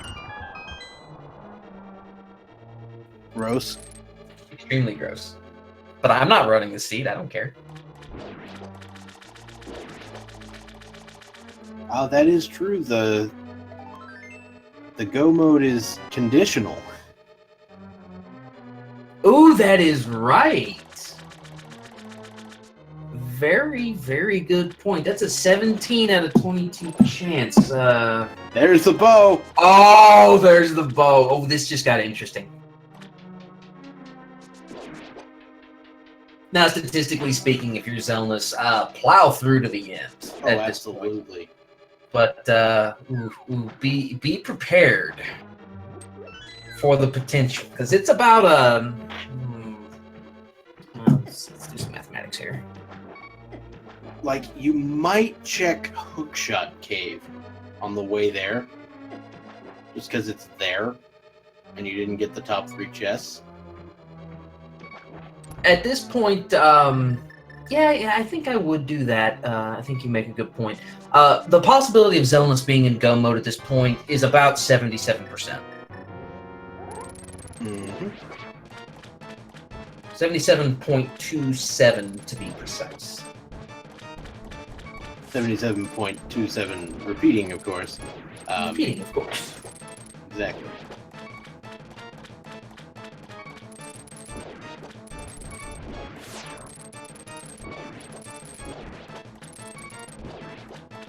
Zelda's going to be a little bit careful with Argus here, but let's see how he handles himself. Now, again, here we were talking about active frame attacks. At this point with Argus, trying to deal damage with slash, even though it would do the same damage as a spin attack, the 32 frame window makes hitting Argus with spins a lot easier than trying to do it with slashes. Well, there's a shovel. Some more fetch quests. You know what would be the worst thing for Xelnas? Oh, do tell. If the cane is required and it's in the potion shop. Well, actually, I think Frogman checked the potion shop. Oh, did you check the potion shop? Okay. I think it was just 50 rupees. I was worried. I was very worried. It could be in Dig Spot, though, or... No, wait, no. It could be on Helmasaur. Let's see, where could that sucker be? It could be Double-Chested Fairy as well.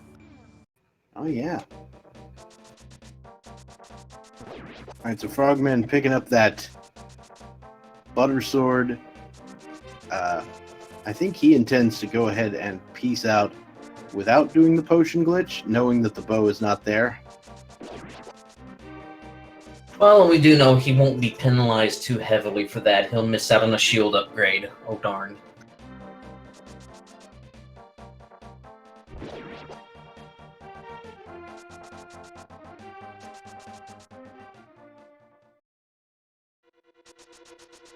Alright, so Xelnas is going to take care of Pod, and then he can mirror right into Eastern, and that will be 7 crystals.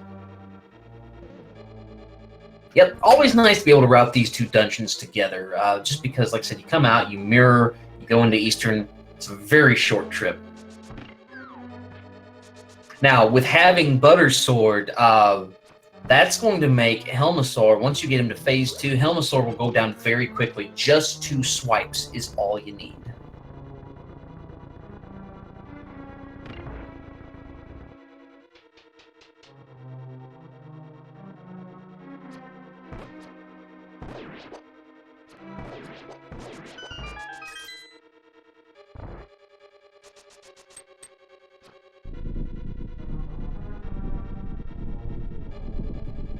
And we do see the K45 check is just a green rupee. Seems like the best thing. Oh, it's amazing. I mean, I tell you what, it's almost as good as the green pendant. Almost. Almost. At this rate, it's going to be just as useful.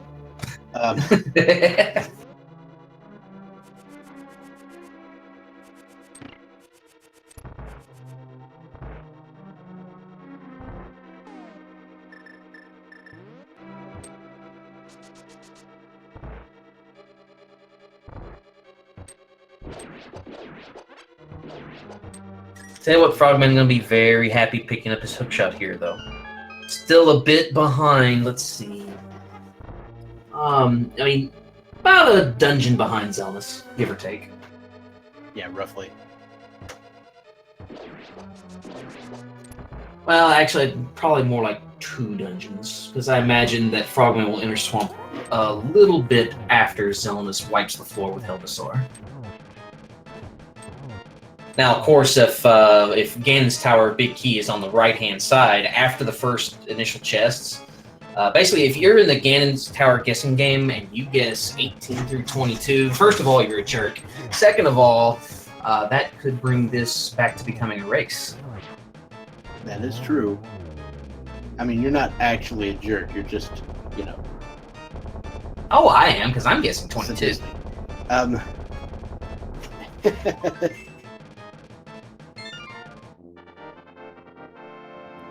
All right, so next we have Zelda's going to head to Eastern Palace, finish that off.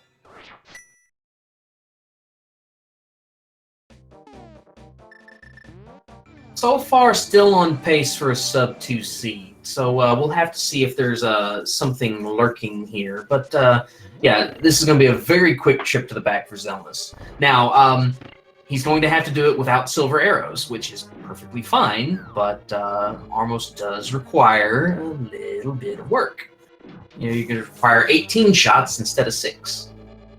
And that assumes you hit with all of them. That's assuming 100% accuracy, which... there are strats to make it happen.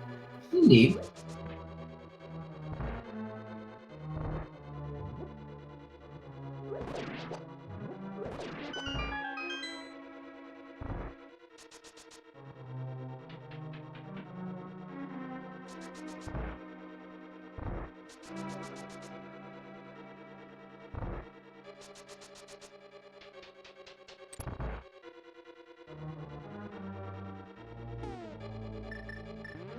Now, I will be interested to see if Frogman will elect to check the left-hand side. If Frogman checks the left-hand side and finds Cane of Samaria, that could add a very interesting layer to this race, especially if certain conditions happen.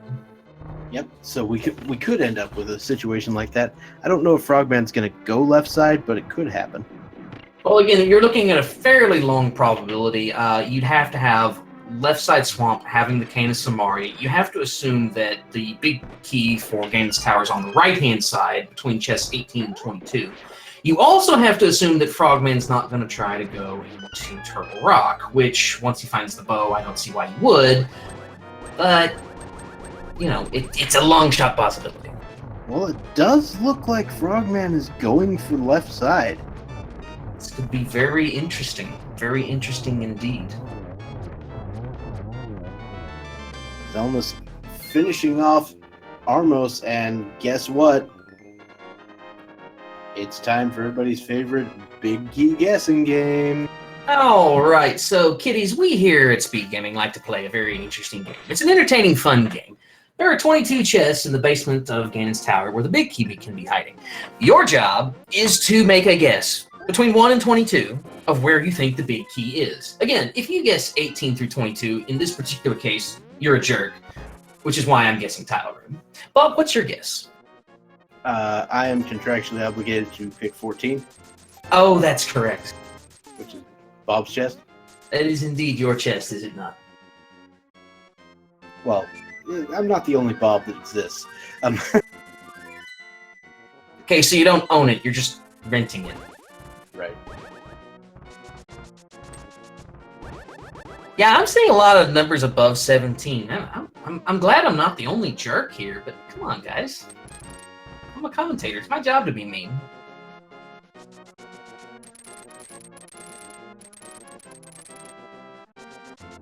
And again, while Xelnas is working his way up to Ganon's Tower, I'm pretty interested to see what we find on Left Side Swamp, because again, that could make this very interesting. All right, so InfestedFrogman jumping down the left side, we have a compass. A compass.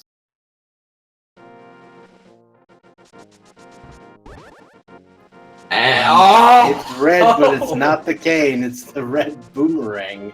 There for a minute, I really thought it was the cane of Solaria. I'm not gonna lie. It was curved and it was red, and I was like, oh, never mind. You about gave Jaxus a heart attack over here. Don't do that. But we have a doctor in the house, so it'll be okay. Not that kind of doctor. Moving on. So Xelnas will be entering Ganon's Tower soon. We're going to cut off the guessing game right as soon as he enters.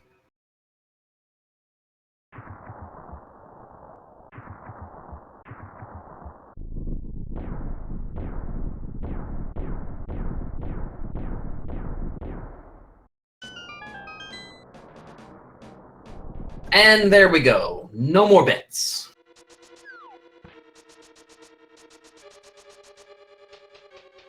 Now, as far as to how Xelnas will route his way through, he really has no choice except to go the statistically probable route, which is to go first 2 on the right-hand side and then go all left.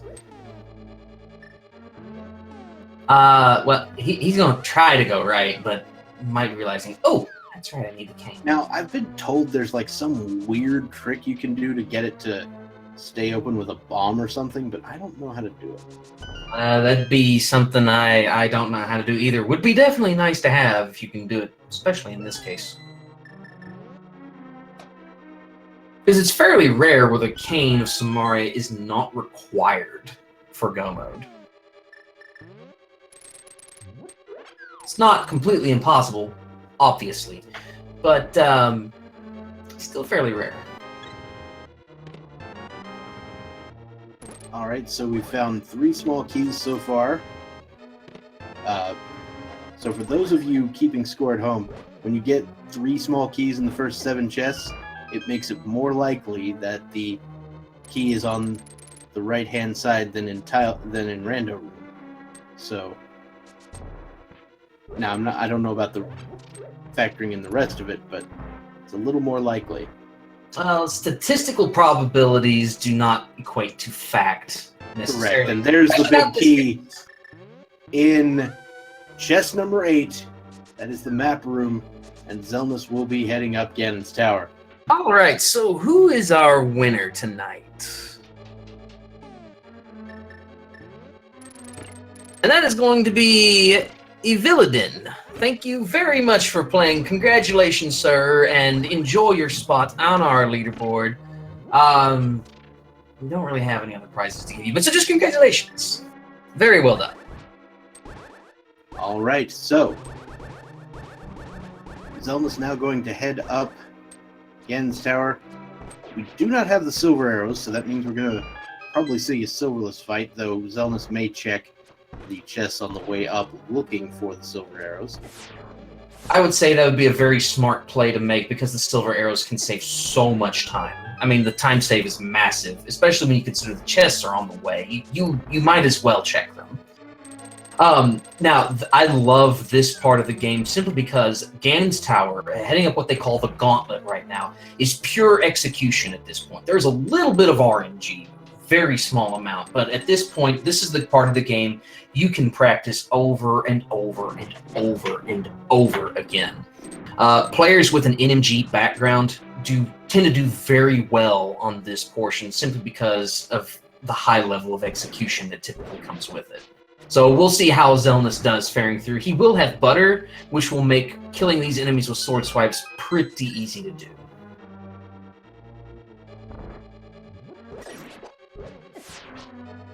Now, he's also going to kind of have to watch his arrow count. Now, he's got 12 arrows right now, but if he happens to find silvers, you need at least 4 to kill Ganon.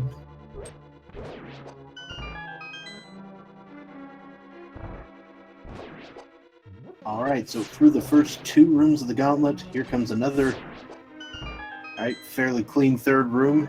Moving on to room number 4. This particular room, you want to deal with these red Zazags. A lot of people with worse swords will try to knock one of them into the spikes, but the butter sword just destroys them immediately. Now, with 3 hearts, looks like Xelnas here is going to opt to powder this for a fairy, and that's a very smart play to make. You're feeling comfortable at this point. You really don't want to take a death here because that can be very costly. So, in the event where I'm going to powder that fairy, what I like to do here is actually wait a little longer so the landmos all spawn at the same time, and then spin them all with the butter sword once. Yeah, that it's a way to try to one-cycle that fight. Now, Zelda still got it in 3, which is definitely not bad. Now going to head up to the next part of the gauntlet, you're going to have 2 Wizrobe rooms here, which he doesn't have the cane, so we're not used to having it done this way. Still making very good use of that bow, though. Yeah, it's got to feel kind of meh to not be able to get it, but of course, the fact that you didn't have to go looking for the cane kind of makes up for it. Zelda's going to use the Ether Medallion, which he picked up in the very first chest of Ganon's Tower, to deal with that particular room there. Seems pretty good. And with no Cane of Samaria for that second Wizrobe room, that's an excellent use of resources there, because you definitely don't want to have to try to 2-cycle or 3-cycle that room. So very good use of the Ether Medallion by Zelda.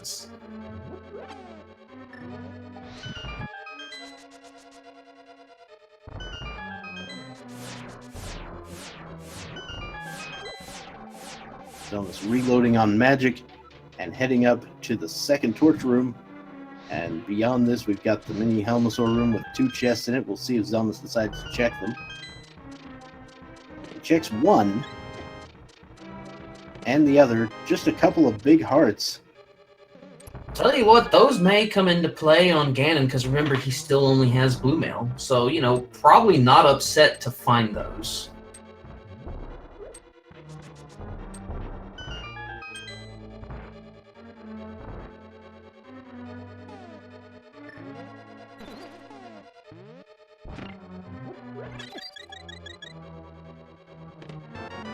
Finds another key. Oh, key.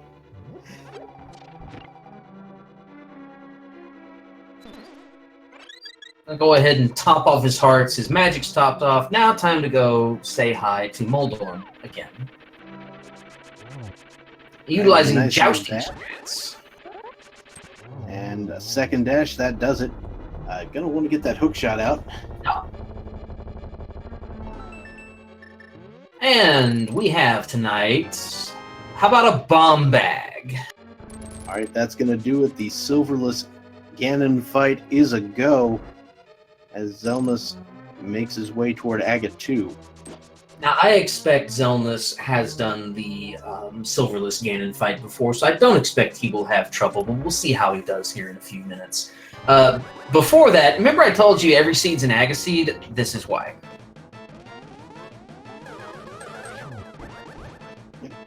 This is, sometimes I like to call this guy Geometry Wizard.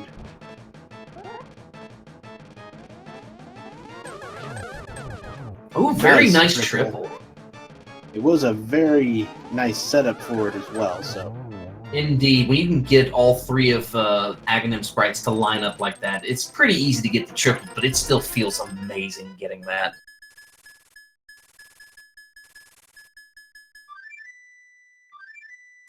Almost looks like a Mega Man X is playing a flute right there.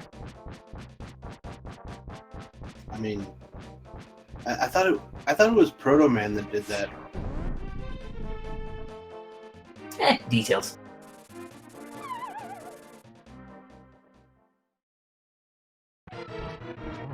Now, nice thing about the butter, these first 2 phases of the Ganon fight will go very quickly, only requiring 6 swipes for each phase. Ooh, gonna have to be kind of careful though, because those that fire hurts. I'm actually gonna use Cane of Burna strats here.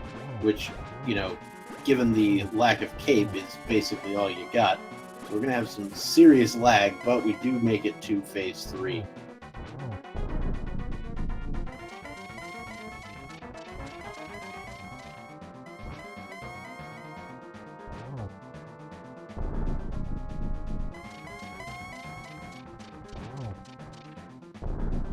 But yeah, I mean, given the choice between doing butter silverless or master sword silvers, I'm taking butter silverless every time. Oh, absolutely. Now, Xelna's opting to spam lamp on that torch. There is a way to line that up, to at least get the timing for it. For the tiles on the left-hand side, they fall in a cadence. Once the last tile falls, and you're counting the beat of those tiles falling, after the last tile falls, one beat after that is when that torch goes silent. So let's say you're in a position you do not have the lamp, but you do have the fire rod. It does make it so that you can still get torch glitch, which you'll notice here for those that are new to Randomizer or maybe didn't know about this trick. By lighting that left torch before the right one goes out, Xelnas has assured that that right torch will never burn out.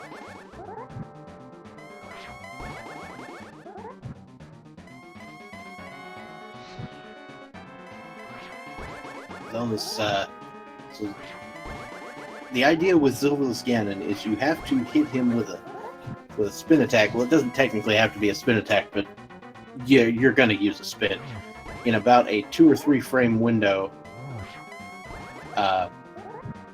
As Ganon is teleporting away, it is possible to get 3 hits per phase, and Xelnas is doing it or set it up in such a way it was possible right there. Indeed, and it goes back to us when we're talking about swipe animations versus spin animations. The spin animation being active for so long, it's a much higher probability that he'll be able to strike Ganon during that very brief phase where Ganon is vulnerable, just before that teleport. Oof. Zelda's taking a hit from a fire bat. When you're doing Silverless Ganon, you want to make sure to dodge the fire bat. That's kind of the main priority. Yep. Ooh, careful. Watch that edge. But anyways, you need 12 hits here in that phase to actually kill off Ganon. And that does it. So, congratulations to Xelnas, who will be our winner this match and will be advancing to 3-3.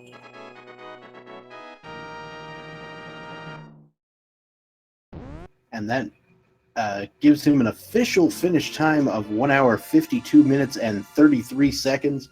Well played to Xelnas. Indeed, very well played. We'll see if we can get him in here for an interview.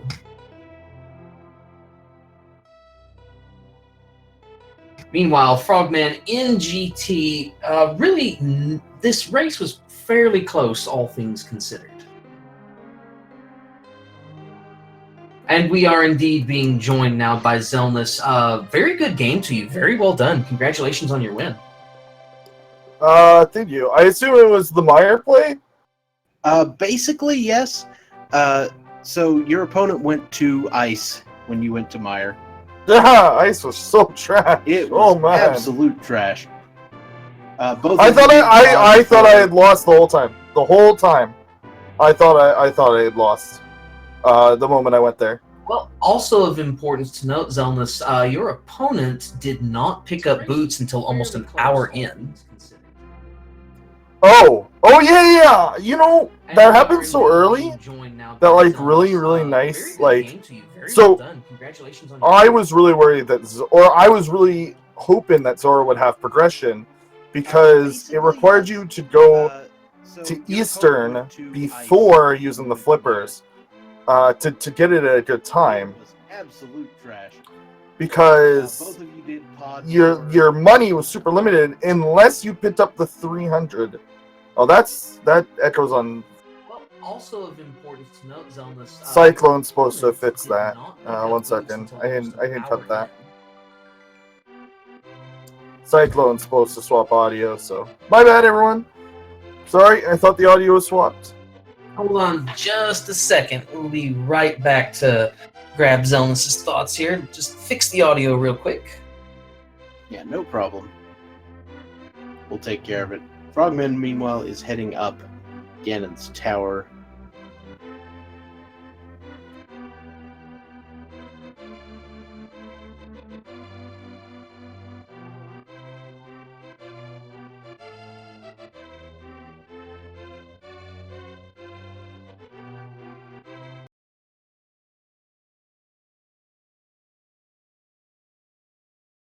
All right, so I guess they can hear me now.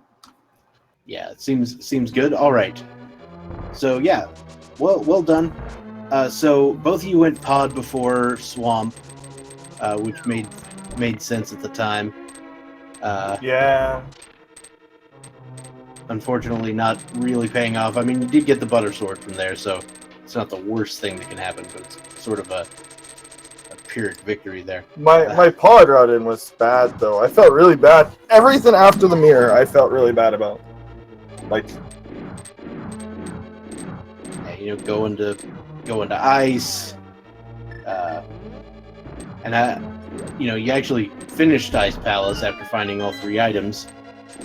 I assume you were like, well, if it's a pedestal, I better go ahead and do it. Something I wanted to ask you about, Xelnas. I noticed that when you were in Ganon's tower, of course, you went right side, got the first 2 chests, and then walked down like you were going to use Cane of Samaria on that block. But then looked like you remembered you didn't have the cane. Did cane at all enter your mind after finding the bow in Swamp Palace, or what was your thought process as you took that last leg of the seed? bow was in my mind from entering Death Mountain until Hookshot, and then I forgot about Kane. It was like, it'll probably be in what's it called? It'll probably be in Swamp. That's how these seeds work nowadays. It's either you get everything you're searching for one item, but if you've got like 2 or 3 items to look for, it's usually one after the other. Finding that book on Death Mountain, like, put the tablets in my mind. So, I honestly should have done the tablets first, but pod was too juicy. But yeah, up until trying to place that block, I forgot I didn't have the cane. From the time I picked up Hookshot until trying to place that block. Well, go ahead, Bob. I thought that if you were still looking for Kane, there might have been a chance that you would have checked the Hookshot cave on the way to Ganon's tower, just in case. I should have, but again, I forgot about it until I went to place it, and at that point it was too late. Luckily, so like my heart in Stelphos' room was like off the charts. I wanted to die. You're like, oh, if I don't get if it's over on the right, I'm just. Yeah, I was like, well, it's either over or we're both on a the biggest. What's it called? Fetch quest. The world like holy biggest crap. debated. Like, I still had a mirror location on the overworld.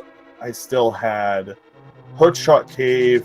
I'm sure there's other places I left behind. Actually, maybe not. I was There pretty was that thorough. shovel you picked up off of Argus. Oh, yeah, there was shovel too. Yeah, and I didn't mark that on my tracker because it would have been because I wouldn't have thought about marking it. So I might have forgotten about the shovel. So if it was that shovel spot, I probably lost that seed just because of how I play after go mode. That was nuts. Maybe I should have checked the shovel spot before I left. Before I went to GT. But I mean, I don't know. Luckily it didn't matter at all. Just location number 8 basically for that big key. Nobody really surprised by that fact. Well, and we were doing the math on it, Xelnas, and you had I believe we said it was a 77% chance roughly that you were in go mode without needing the cane. So yeah, odds were in your favor. Cane is like the item that you can risk the most in GT. The fire rod is even more so because there's one extra chest you can check without the fire rod. Yeah. And then if you have boots, then you can check it anyway. If you have boots and you know how to do that one bomb jump, then you can do it. You can't do it without boots. You need boots. Oh no! Don't listen. Yeah, without boots, it's actually task only. I believe is what somebody said. I can't even do it with boots. Like I can get the bomb jump fine. I just can't get the torches lit fast enough. Wow, that's a really good collection rate, considering how weird this was. I felt, speaking of jebaited, I felt super jebaited by the end of the Super Lawn mirrorless Smith quest. Yeah. I was oh, it's powder, so I have to go back. So it's gonna be something super awesome. No, it's if it was 5 rupees. It was either 5 rupees or 3 bombs. Yeah, I think it was 3 bombs. Oh. Yeah. Oh, yeah, that's another thing. We noted that, you know, I mean, this may have been a conscious decision, but you left an item in the basement of Hera. What? No? Yeah, the mushroom was there. Oh. Yeah, Oh, no! Yeah, that... Yeah, we were wondering about that. Luckily, it was only 50 rupees. But we were seriously wondering about that. We were like, that could be interesting. I mean, in this seed, when I picked up that when I picked that up, I like part of my mind was that like I wasn't. But now that I know it was actually an item, that's scary. I didn't realize that. I think even if I thought I had built items, but I don't think I was going to go to the basement either way in this seed. With how much was left, I don't think I would have. It was too much time, and that was too close. And there's like lots of cool locations to check. Yeah, you still had all of Death Mountain to do at that point. all the mirror locations. I went straight there with the mirror. It was pretty. I like the seed. It was pretty cool. The mirror to book to hook shot. I was thinking through GT, like, could I have lost time on that chain? But no, so that was okay. But my goal right now in the tournament is to go for 3, because then I can say I am in the top 50-ish% of runners, and I'd be pretty okay with that. If I end this tournament 4-3, I'll be very, very happy. But I will consider that. That is a question I wanted to ask. You'll be rising to a 3-3 record here. What are your thoughts going into round 7? Going to be our final Swiss round. I think 4-3 is going to have a lot of very, very good 4-2 runners from this week. Or sorry, 3-2 runners from this week who lost. And it's going to be a very, very difficult bracket if people don't drop out of just not wanting to do the last round. Because, you know, losing that and having a 2-week break may kill motivation for a lot of people with the 2-week long bracket Swiss week. Well, and we were discussing as well that although it is a relatively minor chance, 4-3s do have a small possibility to make it to the bracket stage, depending on if there are dropouts of the 5-2s or anybody that's going to elect not to continue into brackets. So a 4-3 record would definitely put you at although it would be an outside chance, would still be a chance of the way that Swiss works, that only happens if the only people who could possibly do that are people who lose their third game in week 7. Just the way that Swiss works. The way that the tiebreakers are calculated in a Swiss tournament, that can only happen. It is much more likely lost. For those runners, yes. Yeah. Unless you went 0-3 and it was literally against like your first one was against the person who ends up in first, your second was like the top seeded X and 1, and your third loss was the top seeded X and 2. Like that. And even then, I don't think so. I think the way that it's very precise. I've done a lot of these kind of tournaments, so I'm pretty sure I can't. If I got into the brackets with some weird 4-3, I would be very confused, but also happy. But I don't think I will, and that's fine. All right. So meanwhile, Frogman is on that final phase of Silverless Ganon. Hey, where did Ganon say the silvers were? I didn't know. In his tower, somewhere. That would make sense. We basically checked everything else. I mean, it was either there or Turtle Rock, basically. Yeah.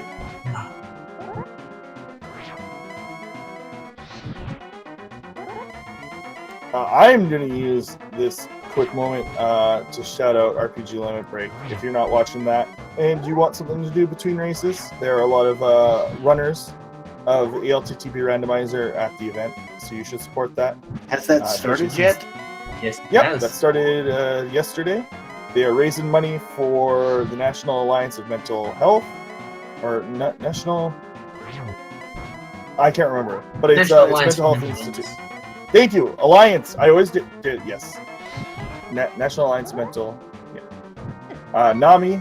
They've been doing it for years. It is mental health care month, so that is a good cause. Please do support them. They are awesome. They're like the second biggest speedrunning marathon, actually. So. Yeah, that's definitely something worth tuning into. Absolutely. Very good cause. And some very good, talented people running in that. Yeah. And it's always interesting to see what people can do with RPGs because they, a lot of times by definition, they're really not designed to be speedrun. Oh, not at all. Frogman finally going to polish off Ganon here. Again, not too far behind Zelda. This race was actually fairly close, especially given the high number of variables there at the end. So this was definitely an exciting one to watch. All right, so the final time for InfestedFrogman, 2 hours, 6 minutes, and 13 seconds. So well played to him as well. Let's see if we can drag him up here for an interview and get his thoughts on this seed. But again, this is, in the meantime, let's definitely get the channels in chat for these two runners, two very talented runners on display, putting on a very good show for us. Give both of them a follow. And we're going to be joined by Frogman now. Very well played to you, sir. Very good game. Yes, I don't know if he actually has a microphone or not, but he was sitting in the setup room, so. Hi. Hello. Speaks. Hi. Oh, that's it, man. I know, right? Weird. I think it was. Yeah. When I see the boots, I was thinking like, oh yeah, that had to be pretty annoying. So the difference there was Xelnas actually went and checked Eastern beforehand, and so he had the 300 rupee drop from in there, and that allowed him to get enough for Zora, and so he got his boots around 35 minutes in, and you were about an hour. Yeah, and I checked it after Ice Palace. Yeah, Ice didn't mean nothing. Yeah, Ice was garbage. Luckily for you, Xelnas actually ended up checking Ice later, but still, he had the boots for that, so it was a little faster. I was thinking like, oh, this seed is make me going to Turtle because the ice rod and the bombos so early. Mm. That's why I start thinking that this is pedestal seed. Yeah, luckily we never found that cane of Samaria. Yes. When I enter Ganon Tower, I was thinking I don't have Samaria, so the left. If the Vicky is in the left side, the right side, that was a big trouble, I think. Mm-hmm. So your opponent actually attempted to put the thing on the switch before realizing, wait, I don't have the cane. Yes. Also makes the strategies going up Ganon's Tower a little different, because you can't use it on the Wizrobe rooms. Yes, this is the first time I drop the Samaria, so I throw, I think, the hook shot. I don't know. Yeah.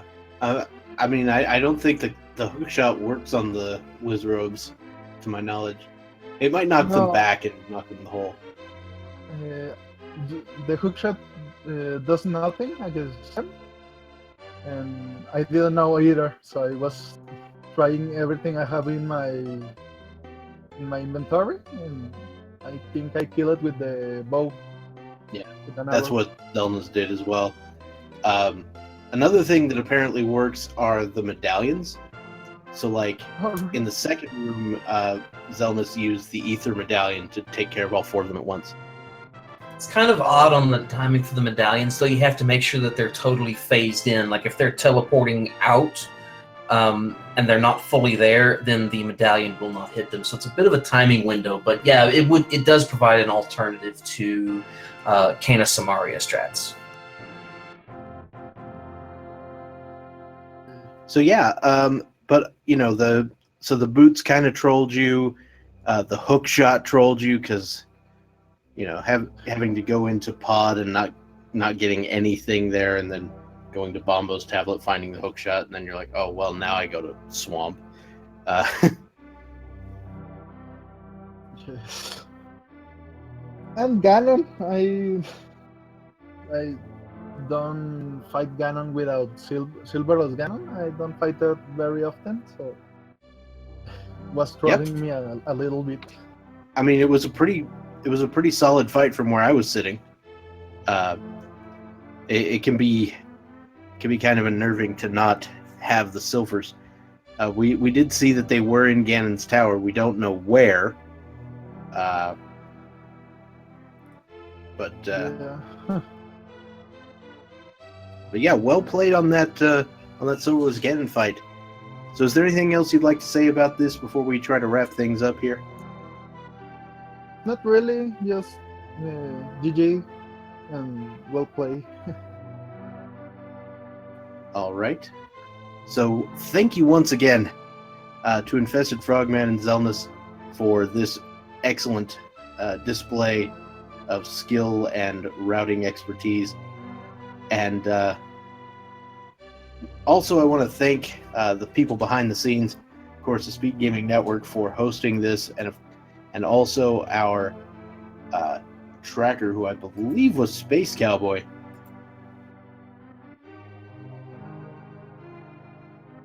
Indeed, Space Cowboy was our wonderful tracker behind the scenes, making sure that everything was up to date and kind of helping us keep this on track as far as calling it. So big shout out to him for tracking behind the scenes. And of course, I want to thank you, Jaxus, for your co-commentary. It's been a pleasure. Absolutely, likewise, Dr. Bob. I admire you very much as a commentator, and it's always a pleasure when I get to co-cast a race with you. So I had an absolute blast doing this. All right. So if you enjoyed what you saw here today, the best way to help those people out involved is to give them a follow here on Twitch, and I'm sure we would all appreciate it. Stay tuned to all of the Speed Gaming channels and the Link to the Past Randomizer channels for upcoming Randomizer action. I'm sure there's plenty of matches tomorrow, and there will be quite a few matches throughout the next couple of weeks. I imagine there may be more restreamed matches in this round than any other, just because we'll be able to space them out a bit. And with that, I think it's about time to wrap it up, so I will just say that I have been Dr. Bobtastic. And I have been Jaxus. And we'll see you later. Have a good night, everybody. Thank you for joining us. Thanks for watching.